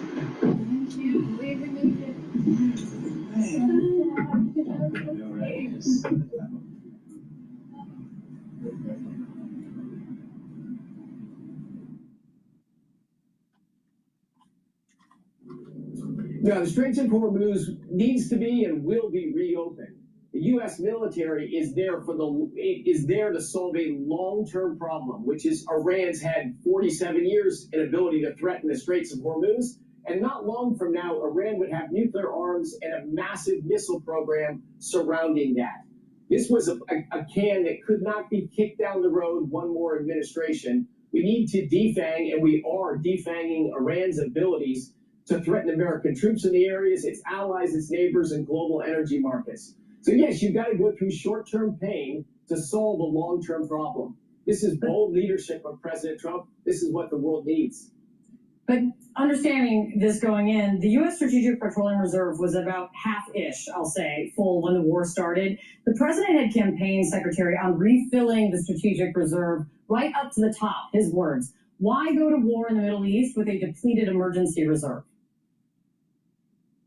Well, number one, as we bring this oil out, it will be exchanges. We'll pull out 170 million barrels and put over 200 million barrels back in at no cost to the taxpayer. Because the price of oil in the short term is higher right now than the price of oil a year ago. But that doesn't alleviate the crisis today. You can only put back, the flow rate can only be about 2 million, and that's being optimistic, barrels a day into the global system. So you've got a long time to untwist this problem, no matter what. And of course, this is in coordination with 30 countries. The real issue right now is Asian refineries. That's where oil coming out of the Gulf goes to. So Japan is releasing at a much higher relative rate to their imports. It's the Asian refineries that we want to keep running and tamp down the price of oil to the extent we can through this few weeks crisis. President Trump's thinking long term. He's not thinking about next month. He's thinking about what's best for the American people, what's best for the American economy, and what brings safety to our troops in the region and brings prosperity to the Middle East. That is a troubled region that needs to have its one major problem fixed. Secretary, the immediate focus is very clearly in some part and needs in likely becoming more part, getting the Strait of Hormuz open. The Biden administration, when faced with threats to shipping in a different regard, they formed a naval coalition with many countries to help protect shipping in the Red Sea when an Iranian proxy fired at ships. Why aren't you doing the same here when success hinges on reopening the Strait of Hormuz? Well, we will and are doing the same thing. But right now, all of our military assets are focused on degrading, destroying Iran's ability to threaten its neighbors, to threaten our troops. So we're destroying their ability to produce missiles, to produce a nuclear program, to produce weapons of all kinds. Not just their existing weapons, their ability to produce those weapons. You will see the United States working with other nations to allow the return of traffic through the Straits of Hormuz. That's coming. We're less than 2 weeks into this 47-year-long conflict. So, yes. But I've heard from many a smart person who worked in previous administrations, though, if it was safe for the U.S. Navy to escort tankers through the Strait of Hormuz, they would be doing so right now. All of our military assets right now are focused on destroying Iran's ability to wage war and terrorize the neighborhood. When we can afford some additional assets to move tankers through the Straits of Hormuz, we will do that. That's coming. More ships were struck in the Strait overnight. The tankers on fire in the port of Oman. Add it all up. Are we in the midst of a severe global oil crisis, Secretary? We're in the midst of a significant disruption in the short term to fix the security of energy flow for the long term. How hard is the pain and how much are people going to have to endure? Gas prices are going up. Jet fuel prices are jumping, and CEOs are saying that ticket prices are also going to go up. Iran just said that the world should be ready for oil at $200 a barrel. You don't agree with Iran on anything, but do you agree that people need to be prepared for that? We're going through short-term energy disruption for just huge long-term gain. You're seeing Iran's behavior. Could that in short-term mean $200 a barrel? I would say unlikely, but we are focused on the military operation and solving a problem. I'm not going to guess on short-term trading. That's based on psychology more than flows of oil. The world is very well supplied with oil right now. Thanks to President Trump's leadership, we're by far and away the world's largest oil producer, by far and away the world's natural gas producer. Both of those are growing. We've been moving into an age of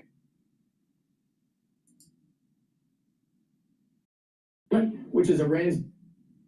All right, let's listen into maybe live now, if I can get some live now here.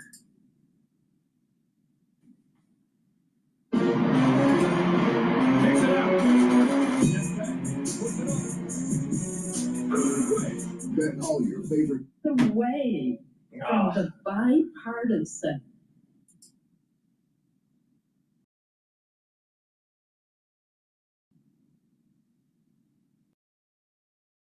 All right, this is Jacob Rees-Mogg.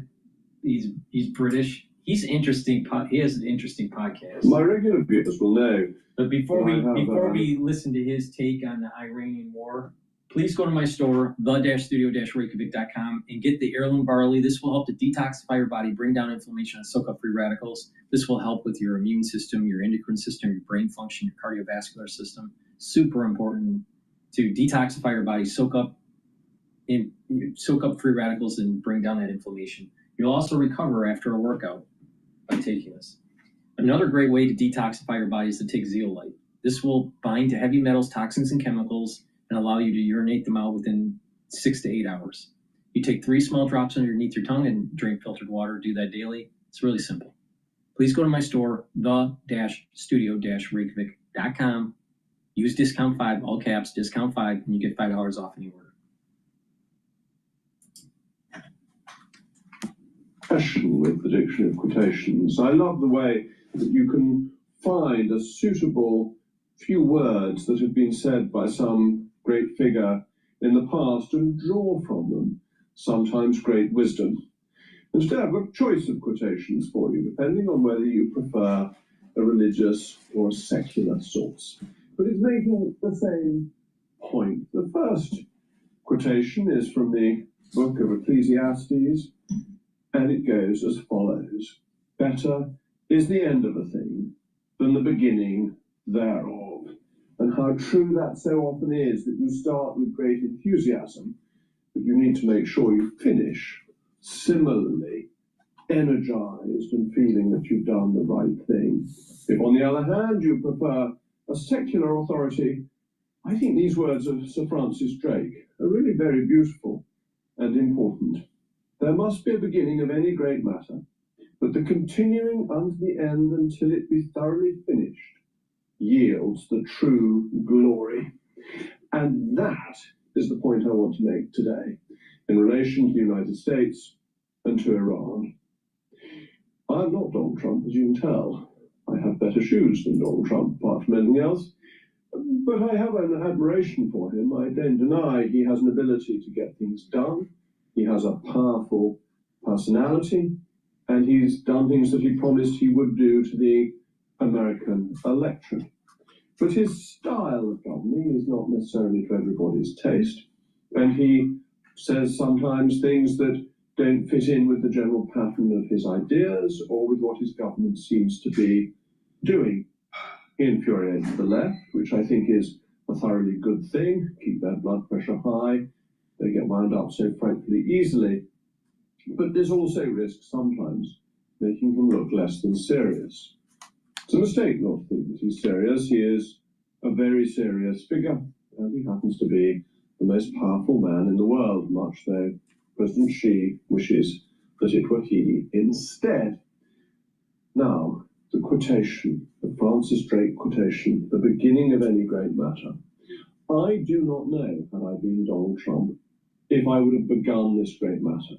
It is a great matter. It clearly is of fundamental importance as to whether or not Iran remains a power in the Middle East and remains able to hold the West and Western allies to ransom.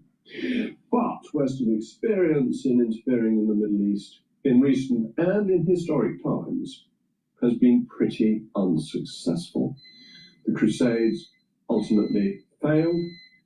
Constantinople fell in 1453, but Constantinople had been sacked by Western Christendom anyway, which had seriously weakened its defenses quite a long time before it eventually fell.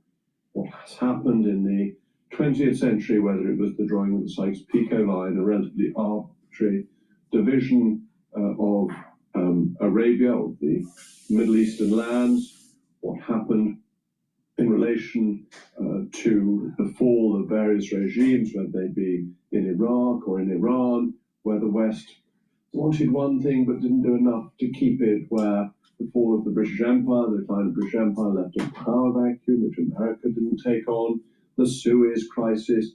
And this is before you get on to the Second Iraq War, which has had lasting problems, or the removal of Colonel Gaddafi, or the failure to do anything about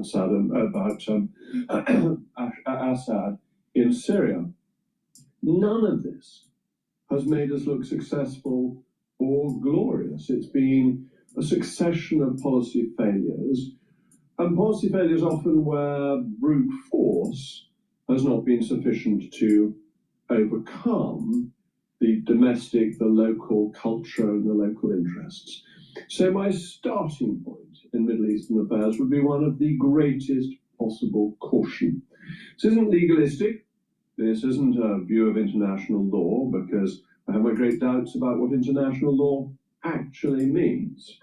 It's about the practicality of doing things that make the world a better or safer place. Many of the things that happen have made the world a more dangerous place and have had terrible consequences for the people suffering under the governments that have ruled in the Middle East, that are there at least in part because of Western action.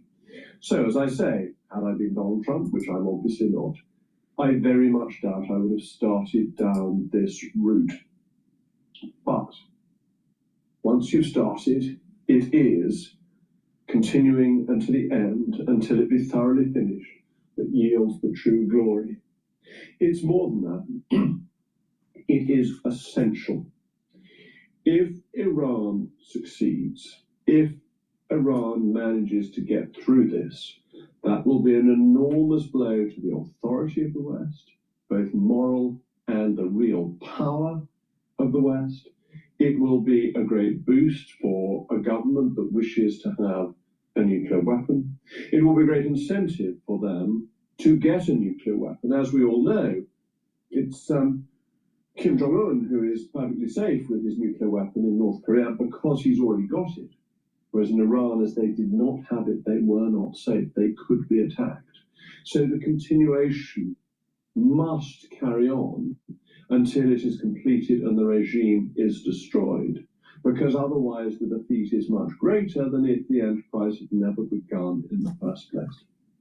And the question is, can this be done? What does it require? And how close are we to a conclusion? Because Donald Trump is right, it is worth a week or two of pain to achieve a result where Iran is neutralized and where in fact it can come back into normal trading relationships. That would reduce the price of oil. It would see investment into the Iranian oil fields. It would be a thoroughly good thing. Victory for America would be a thoroughly good thing, both psychologically and in terms of economics. And that's worth a few weeks of slightly higher, slightly elevated petrol prices. And it's why I think it is very important that it's continued with and that the Straits of Hormuz are protected and are opened. It's very easy in a war that doesn't lead to success immediately to begin to question whether it was worth it in the first place. But it's too late for that.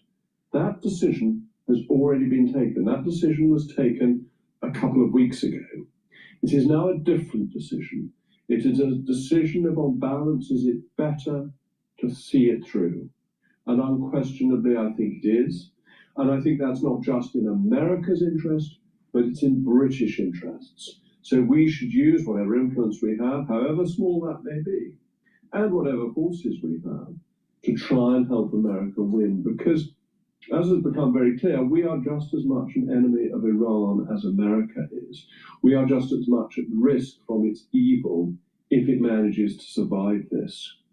So as I say, I'm not sure I would have started it, but by heavens it must be continued with.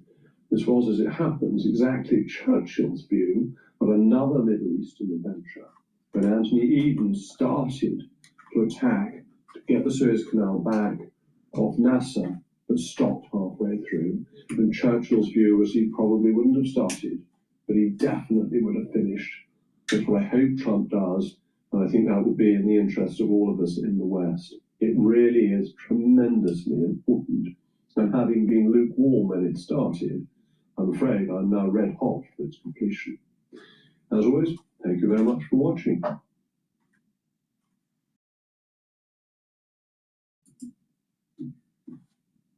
I've been saying for a long time, we need to knock out Iran. So I was red hot in terms of using his parlance, red hot to start the war and red hot to finish it. Please go to my store, the-studio-reykjavik.com, and get the probiotics. This is the veggie cap version. You can also get the powdered version on my store, the-studio-reykjavik.com. Taking a good probiotic is really important to improve your gut biome. It's going to improve your ability to absorb nutrients. It'll improve your metabolism, the communication between your gut and your liver and your gut and your brain. Your brain function will improve. You'll have better sleep. You'll be able to concentrate better. Your immune system at the gut level will improve, and your skin will improve. So please go to my store and get the probiotics, either the powdered version or the veggie cap version. This is the veggie cap version. Vitamin B complex, super important to take if you're 40 years of age or older. The first 4 B vitamins improves your energy levels. It helps the production of ATP within the electron transport chain of your mitochondria. Vitamin B complex helps with cellular metabolism, and vitamin B complex helps to protect neurons through vitamin B12. So please go to my store and get the vitamin B complex. Click the link in the description. It's the-studio-reykjavik.com. Go to my store and get the great supplements. All right, let's listen into MS Now. If Iran were ever going to use sleeper cells in the U.S., it would be now, according to researcher. Let's see what they have to say. What's your initial reaction to the message we're getting from the new Supreme Leader? Iran has a strategy, and it's working, and the strategy is blocking the Strait of Hormuz. It's astonishing to me that the U.S. Navy is not able to escort oil tankers through that critical area, as you said. And the Energy Secretary, Chris Wright, a top cabinet member, was just interviewed by our colleagues at CNBC, and they asked him, when will the U.S. Navy be prepared to escort oil tankers through that area? And he said, it won't be, it will happen relatively soon, but it can't happen now because we're not ready. And this is how the Navy couldn't plan for this, how Secretary Hegseth couldn't plan for this is astonishing to me. And then he was asked by a CNBC anchor again, by the end of the month, and he said, yes, I think that is quite likely the case. The end of the month is 2 more weeks of rising oil prices. I'm just amazed that, again, the American military, we spend $800 billion a year on our military. That's more than every other country in the world combined, including China and Russia. So something went wrong here, and the Navy has to make this, secure the strait sooner, or, prices will continue to rise. Well, and clearly Iran's strategy to put the financial pain and the pressure on the global economy, this war is working for it. Colin, the Supreme Leader, also suggested Iran may open up new fronts in this war if it continues. You wrote a piece in The Atlantic warning of what Iran might do when it has nothing to lose. What could that look like? What more is Iran capable of? Yeah, so there's pressure.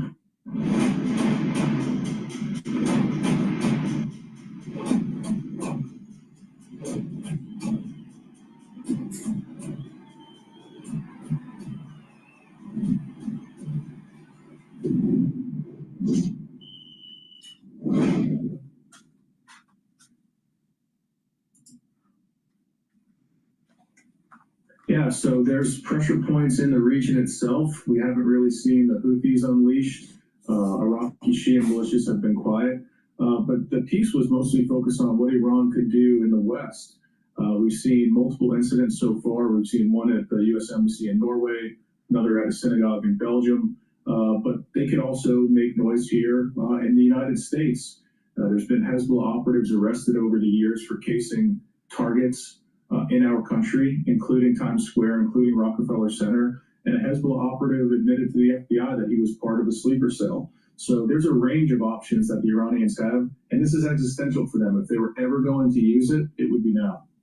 Josh, the new Supreme Leader says the attacks on its neighbors there in the Gulf won't stop, just as we're seeing new strikes in Dubai, right where you are. And Dubai officials shared this picture in the aftermath of an attack on a luxury hotel. Tell us more about the current threat there and what Iran's retaliation looks like now, nearly 2 weeks into this war.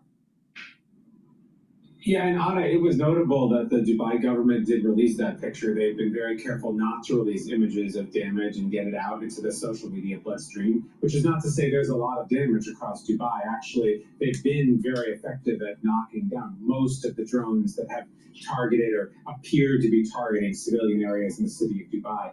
That hotel is sort of on the way to the Dubai airport, which has been a major destination for a lot of this Iranian firepower. And that speaks, I think, to the bigger picture. The number of drones that have come into Dubai has actually reduced in general over the last few days. The targeting has been very clearly more strategic than indiscriminate as it was early in the war. They've been going after the airport relentlessly. They've been going, of course, after ships in the Strait of Hormuz and oil infrastructure. And that clearly is continuing, if ramping up. And the words from the new Supreme Leader today, of course, underline that fact. Mara, Dubai is a major business hub in the region. What's your reaction to Josh's reporting? The fact that the UAE is now very openly showing the realities of this war, even if it means deterring potential business. This war is most complicated for the Gulf. The Gulf has for decades said, we're special, we're prosperous, and we're quiet. Come and invest and come and visit. And now that's clearly not the reality. And so they're stuck in a really tough position where they have a heavy U.S. military presence protecting them and also helping them become a target as well. Josh, you drove along the coast, I know, as the Strait of Hormuz remains a major focal point of the world. What's the latest there? So, the Strait of Hormuz actually is at this point, and the UAE is on both sides of the Strait of Hormuz, just south of it. In the last 2 days, we've been to both coasts, on the east of the Gulf of Oman, and this morning along the Persian Gulf, north, close to the strait. When you look out in the haze, you see giant ships in the distance. Today we saw 4 just off extreme northern UAE. That was an area where 2 ships were targeted just yesterday. You get the feeling that they're just sitting ducks there. They're not only being targeted as they cross the strait. Some of them were targeted in that area in the northern Persian Gulf. Some of them were being targeted on the east side of the strait as well. So it really does speak to this ongoing and very aggressive move. It may be one of the only real cards Iran has to play here, but it is a very powerful card, and they clearly are still exerting it. David, between these attacks on the Strait of Hormuz, with the boats there, as well as the financial sector, hotels, the hospitality industry, they're in some of these Arab countries, what does it say about the Iranian regime's resilience in this moment? And do you get the sense that the U.S. is surprised in any way by the defiance they're seeing from the country? I think the defiance isn't surprising, but what's interesting is that the Iranians seem to be adapting their tactics. They were hit very hard. Their entire leadership was knocked out in the beginning of these strikes. But they now have they're focusing on the Strait of Hormuz. They're using these drones effectively. Their ballistic missiles haven't been as effective, and they have created this problem throughout the Persian Gulf. The Iron Dome system in Israel, and Israel is still under a great deal of danger, stops a lot of incoming missiles and drones from Iran, but Kuwait, United Arab Emirates, Qatar, these countries don't have those same kind of defenses. And so the Iranians have found the weak points, the Strait of Hormuz, sending in drones into the Persian Gulf. And they're going to focus on that now. Now, when the president has said just in the last 24 hours or so that there's nothing practically left to target in Iran, clearly they still have the military capability. Mara, what are you watching now in terms of what could happen next in this war? There are really 2 indicators that I'm focused on. One, are we seeing any defections in Iran, political, military, security service defections? So far, not a lot of evidence. Number 2, who has the weapons? Are the folks from the military and security services in Iran choosing not to show up to work, or are they using their weapons against the regime? Again, no evidence that that's happening as well, which means at a minimum, a pretty severe rump of this regime is maintaining to survive and not collapsing like the U.S. and Israel have been attempting for the last week and a half. And we're learning more about a preliminary investigation at the Pentagon that found the U.S. missiles did in fact strike that school in Iran, killing almost 200 people, many of them children. The New York Times reports that officials are investigating whether AI models or programs may have been to blame. But officials are still chalking it up to human error. And David, you brought us this reporting yesterday. What questions still need to be answered about this? The tragic thing here, and I don't think this was an intentional strike, that they knew it was a school, but the New York Times, you mentioned, had done a visual investigation. So they looked at commercial satellite photography that's open up for anyone to look at. And so this building was part of the military base years ago. 3 to 5 years ago, it was made into a school. A wall was put up. There was playgrounds built. There's areas of asphalt you can see in these satellite photos where sort of the boundaries of fields were painted. The walls of the school were painted pink and blue. There were new entrances created to one side of near this building to let students come in and out.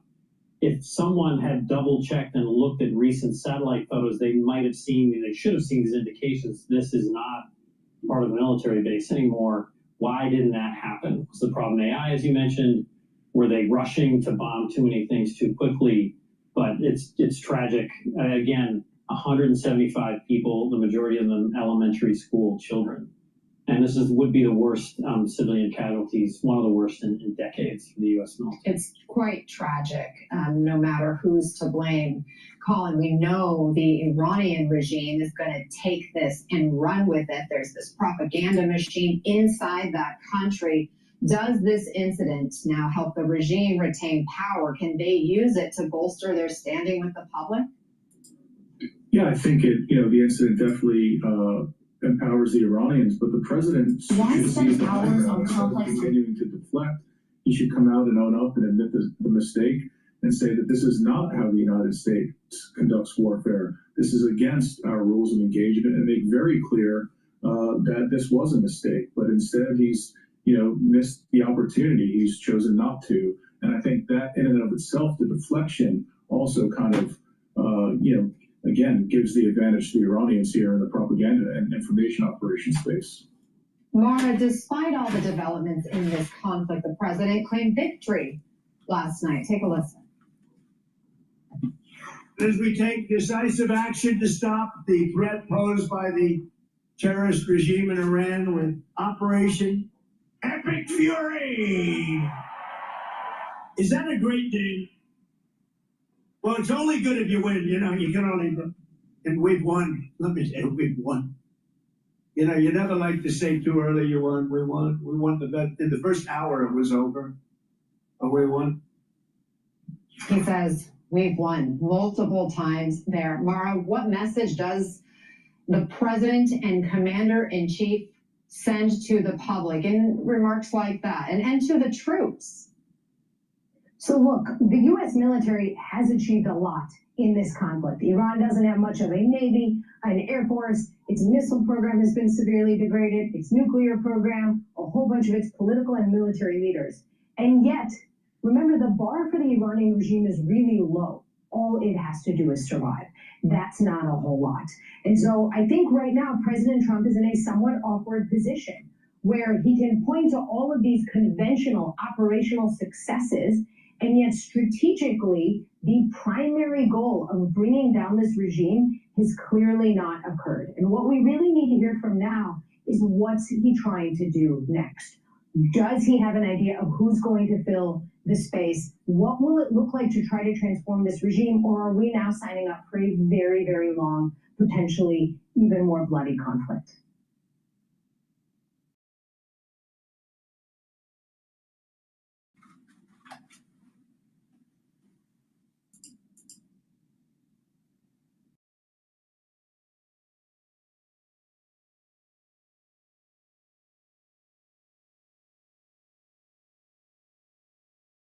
All right, let's listen into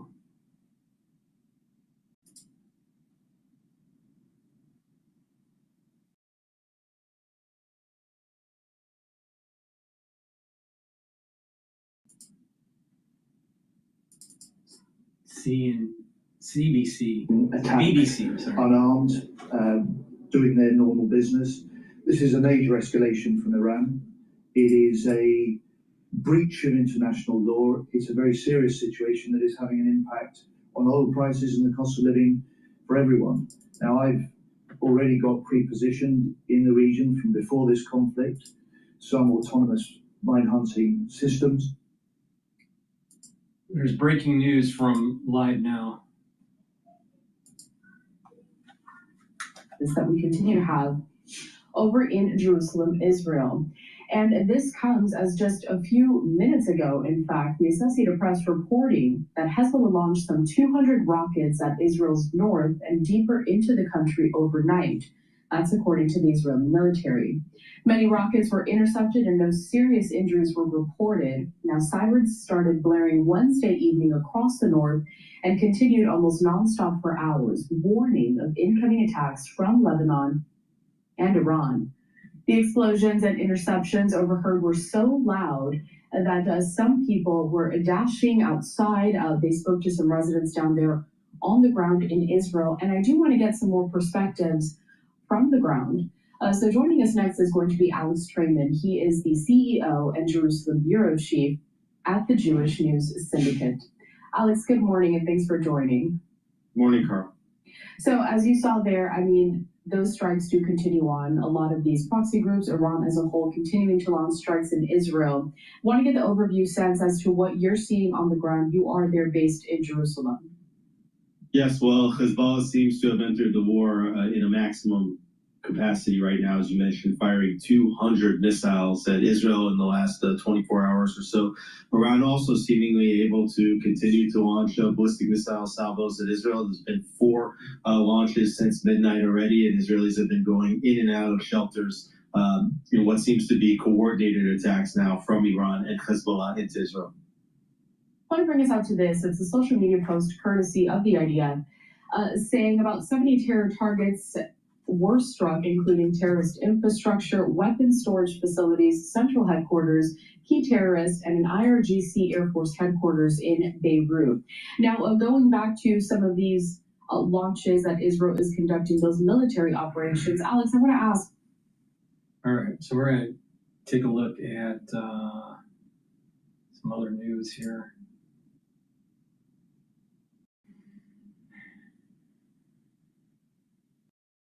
Thai Navy says cargo ship attacked in Strait of Hormuz 1 hour ago.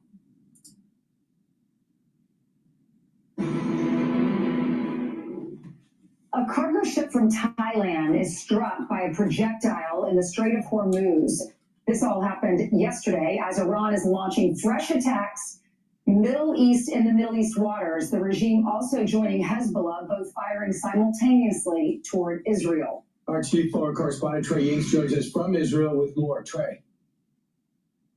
Yeah, hey, Brian, good morning. 2 tankers off the coast of Iraq in the Persian Gulf were hit by the Iranians overnight. Some dramatic video showing these tankers on fire as the crews were reportedly evacuated with 1 person killed. This is taking place as the Iranians are using what's left of their navy to try and target vessels in the Persian Gulf and put pressure as this war continues. We know that CENTCOM is going after many of the vessels that the Iranians have left in their navy, but they're still able to get off some of these attacks. Also further south in Oman, the Iranians used a drone to hit an oil storage facility. This is the largest in their country. Flames rising from that storage facility just yesterday. Again, the Iranians going after many of these locations, but President Trump speaking out about the oil markets, saying this. And my administration, as you know better than anybody, is also working to keep the oil flowing. It's all flowing all over. We knocked out, they wanted to drop some mines. Very friendly people, mines, so boats blow up. And we knocked out as of, every hour I have to change because they knock them out so fast, I've never seen anything. Think of it. They knocked out 54 ships into this. They're real ships. Well,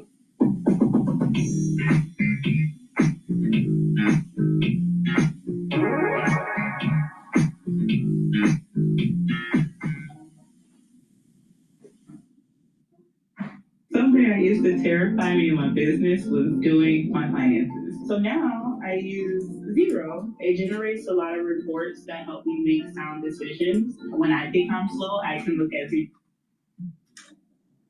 With a focus on the Persian Gulf, we're also looking at the situation in Lebanon, where overnight the Iran-backed Lebanese militant group launched more than 100 rockets into northern Israel. An IDF official telling Fox News this was the largest attack by Hezbollah since the war began. The Israelis immediately responded with a series of airstrikes, not just around the Dakka neighborhood of southern Beirut, but also Hezbollah launching positions across Lebanon. This taking place as a top spokesperson for the Israeli military said this.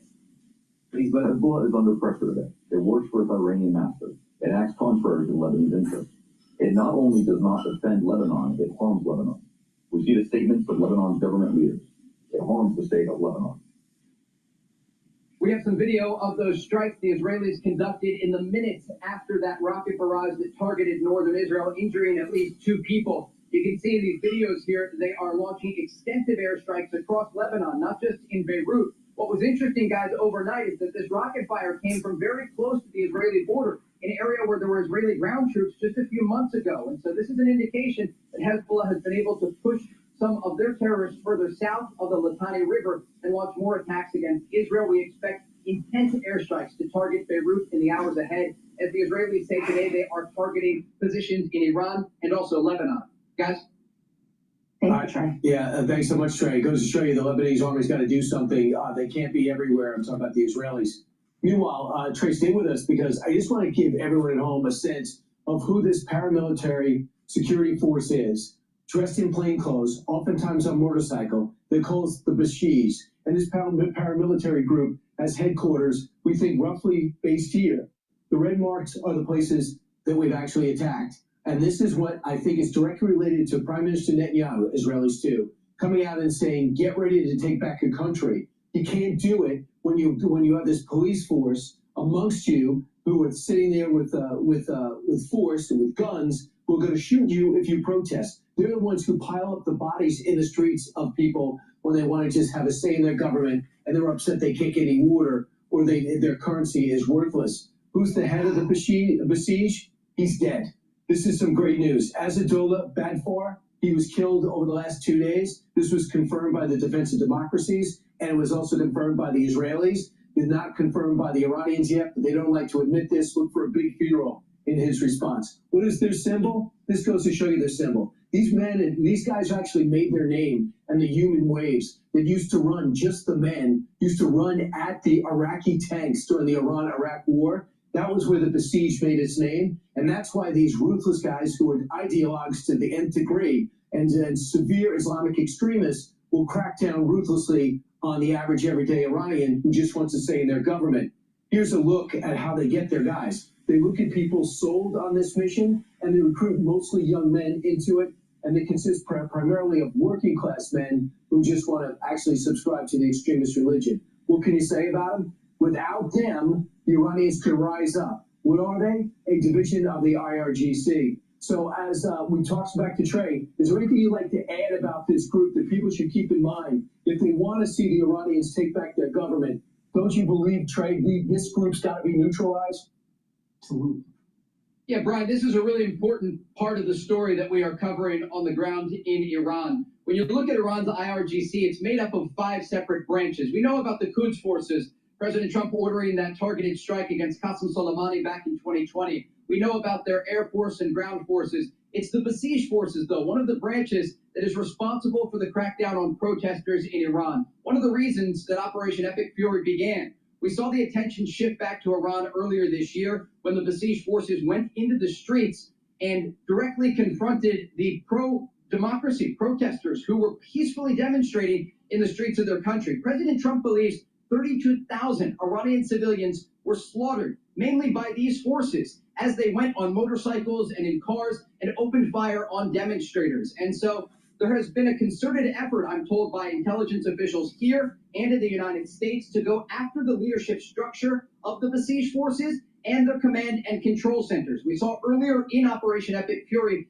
intense airstrikes against the capital of Tehran, taking out the command centers that they used to order the crackdown on protesters. And we expect the degrading of this part of the organization to continue in the days ahead, because the Israelis and the Americans want to create the conditions for the Iranian people, if they want to go to the streets in the days or weeks ahead, that they can do so. And they will have less security forces there. They will have a weakened structure that would allow them to demonstrate against the regime that we know has simply replaced the former supreme leader with his son, Mustafa Khamenei. This is a man who actually has very close ties to the Besieged forces. He was directed by his father in the past, even in 2009 during the Green Movement protests in Iran, to use these individuals to crack down on peaceful demonstrators. And so very big developments on the ground as the Israelis and Americans go after these headquarters, and we can expect more of the leadership structure of this wing of the IRGC to be taken out in the days ahead.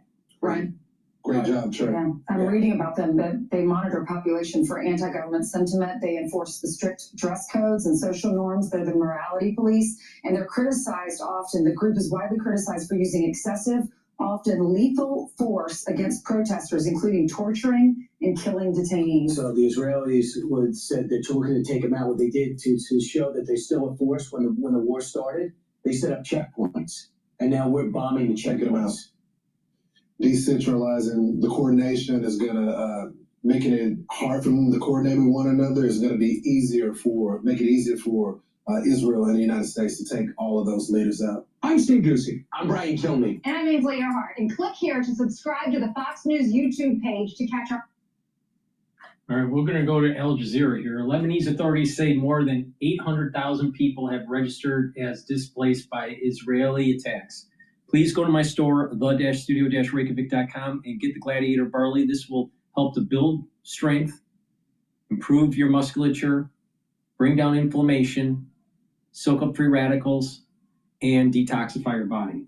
By taking this every day and doing some resistance training, you're going to build muscle, you're going to be able to recover quicker after your workout, but also by soaking up free radicals, detoxifying your body, and bringing down inflammation, you're helping your brain function, you're helping your endocrine system and your immune system, you're also helping with your cardiovascular system. So please go to my store and get the Gladiator Barley. Now you can take it separately or you can take it together, but Myotrol helps with the gene expression to maintain and to produce new muscle.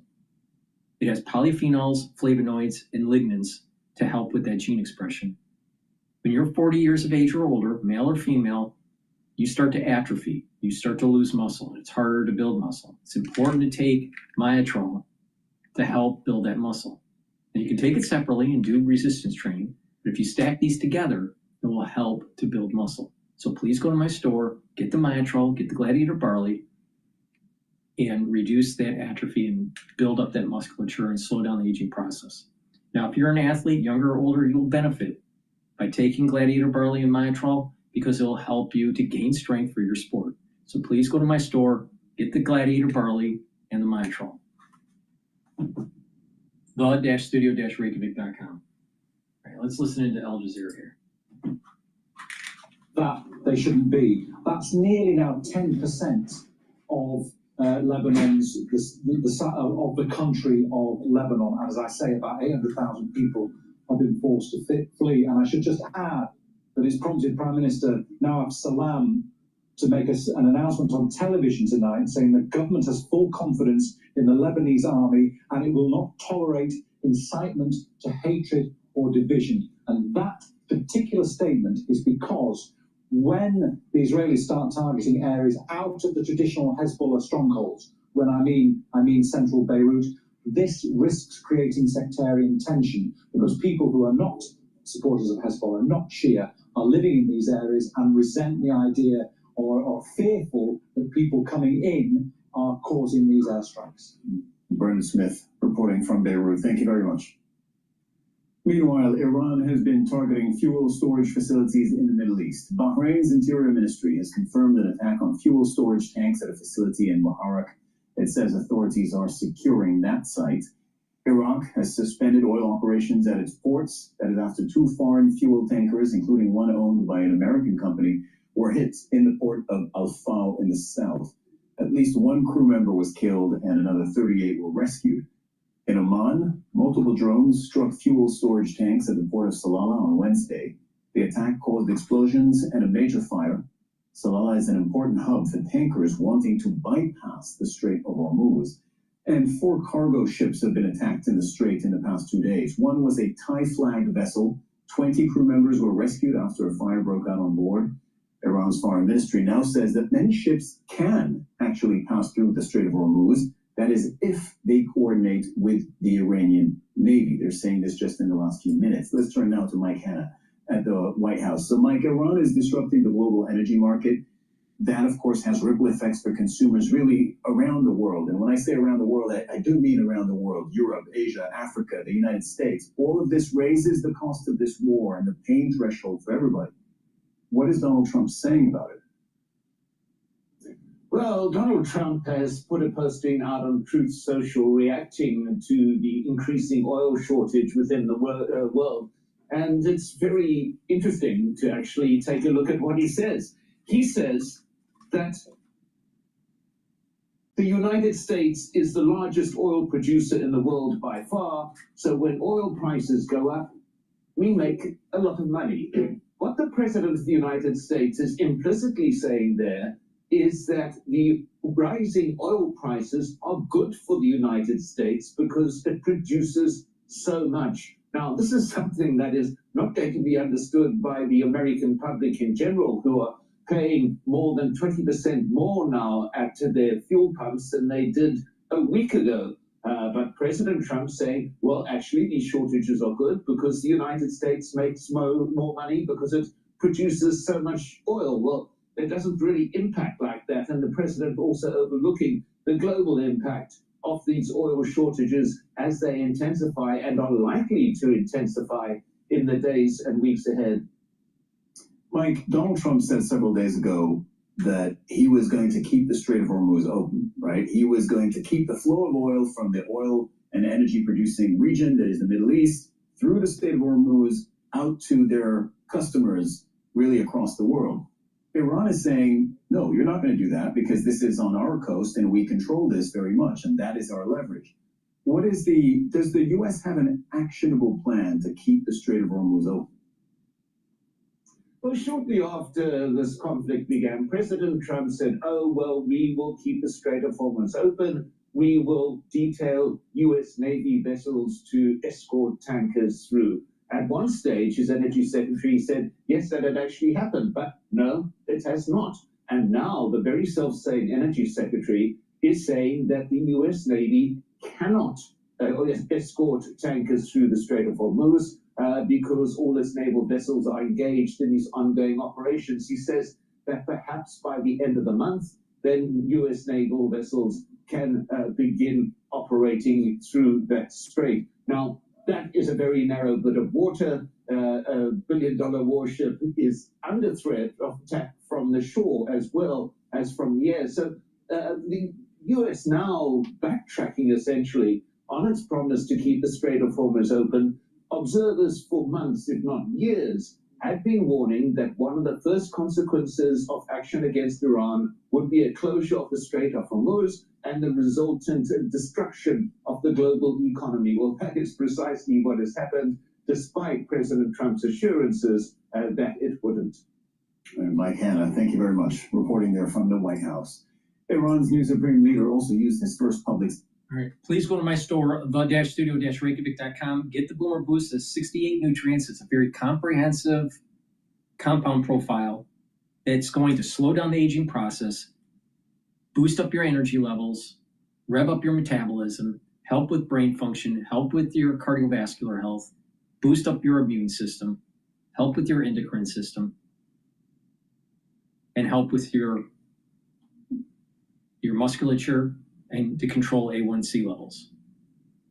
By controlling your A1C levels, you're controlling blood glucose levels. So please go to my store, the-studio-reykjavik.com. Get the Boomer Boost, take it every day, and slow down the aging process. You'll notice the effects of this within 72 hours of taking it. But you take it regularly throughout the year, you're going to notice that your body is going into homeostasis and that you're slowing down the aging process. You're getting healthier. So please go to my store and get the Boomer Boost. Ayatollah Khamenei mentioned was having different parts addressing the people, the axis of resistance, the neighboring countries, and interestingly, he ignored the United States and Israel to be directly addressed.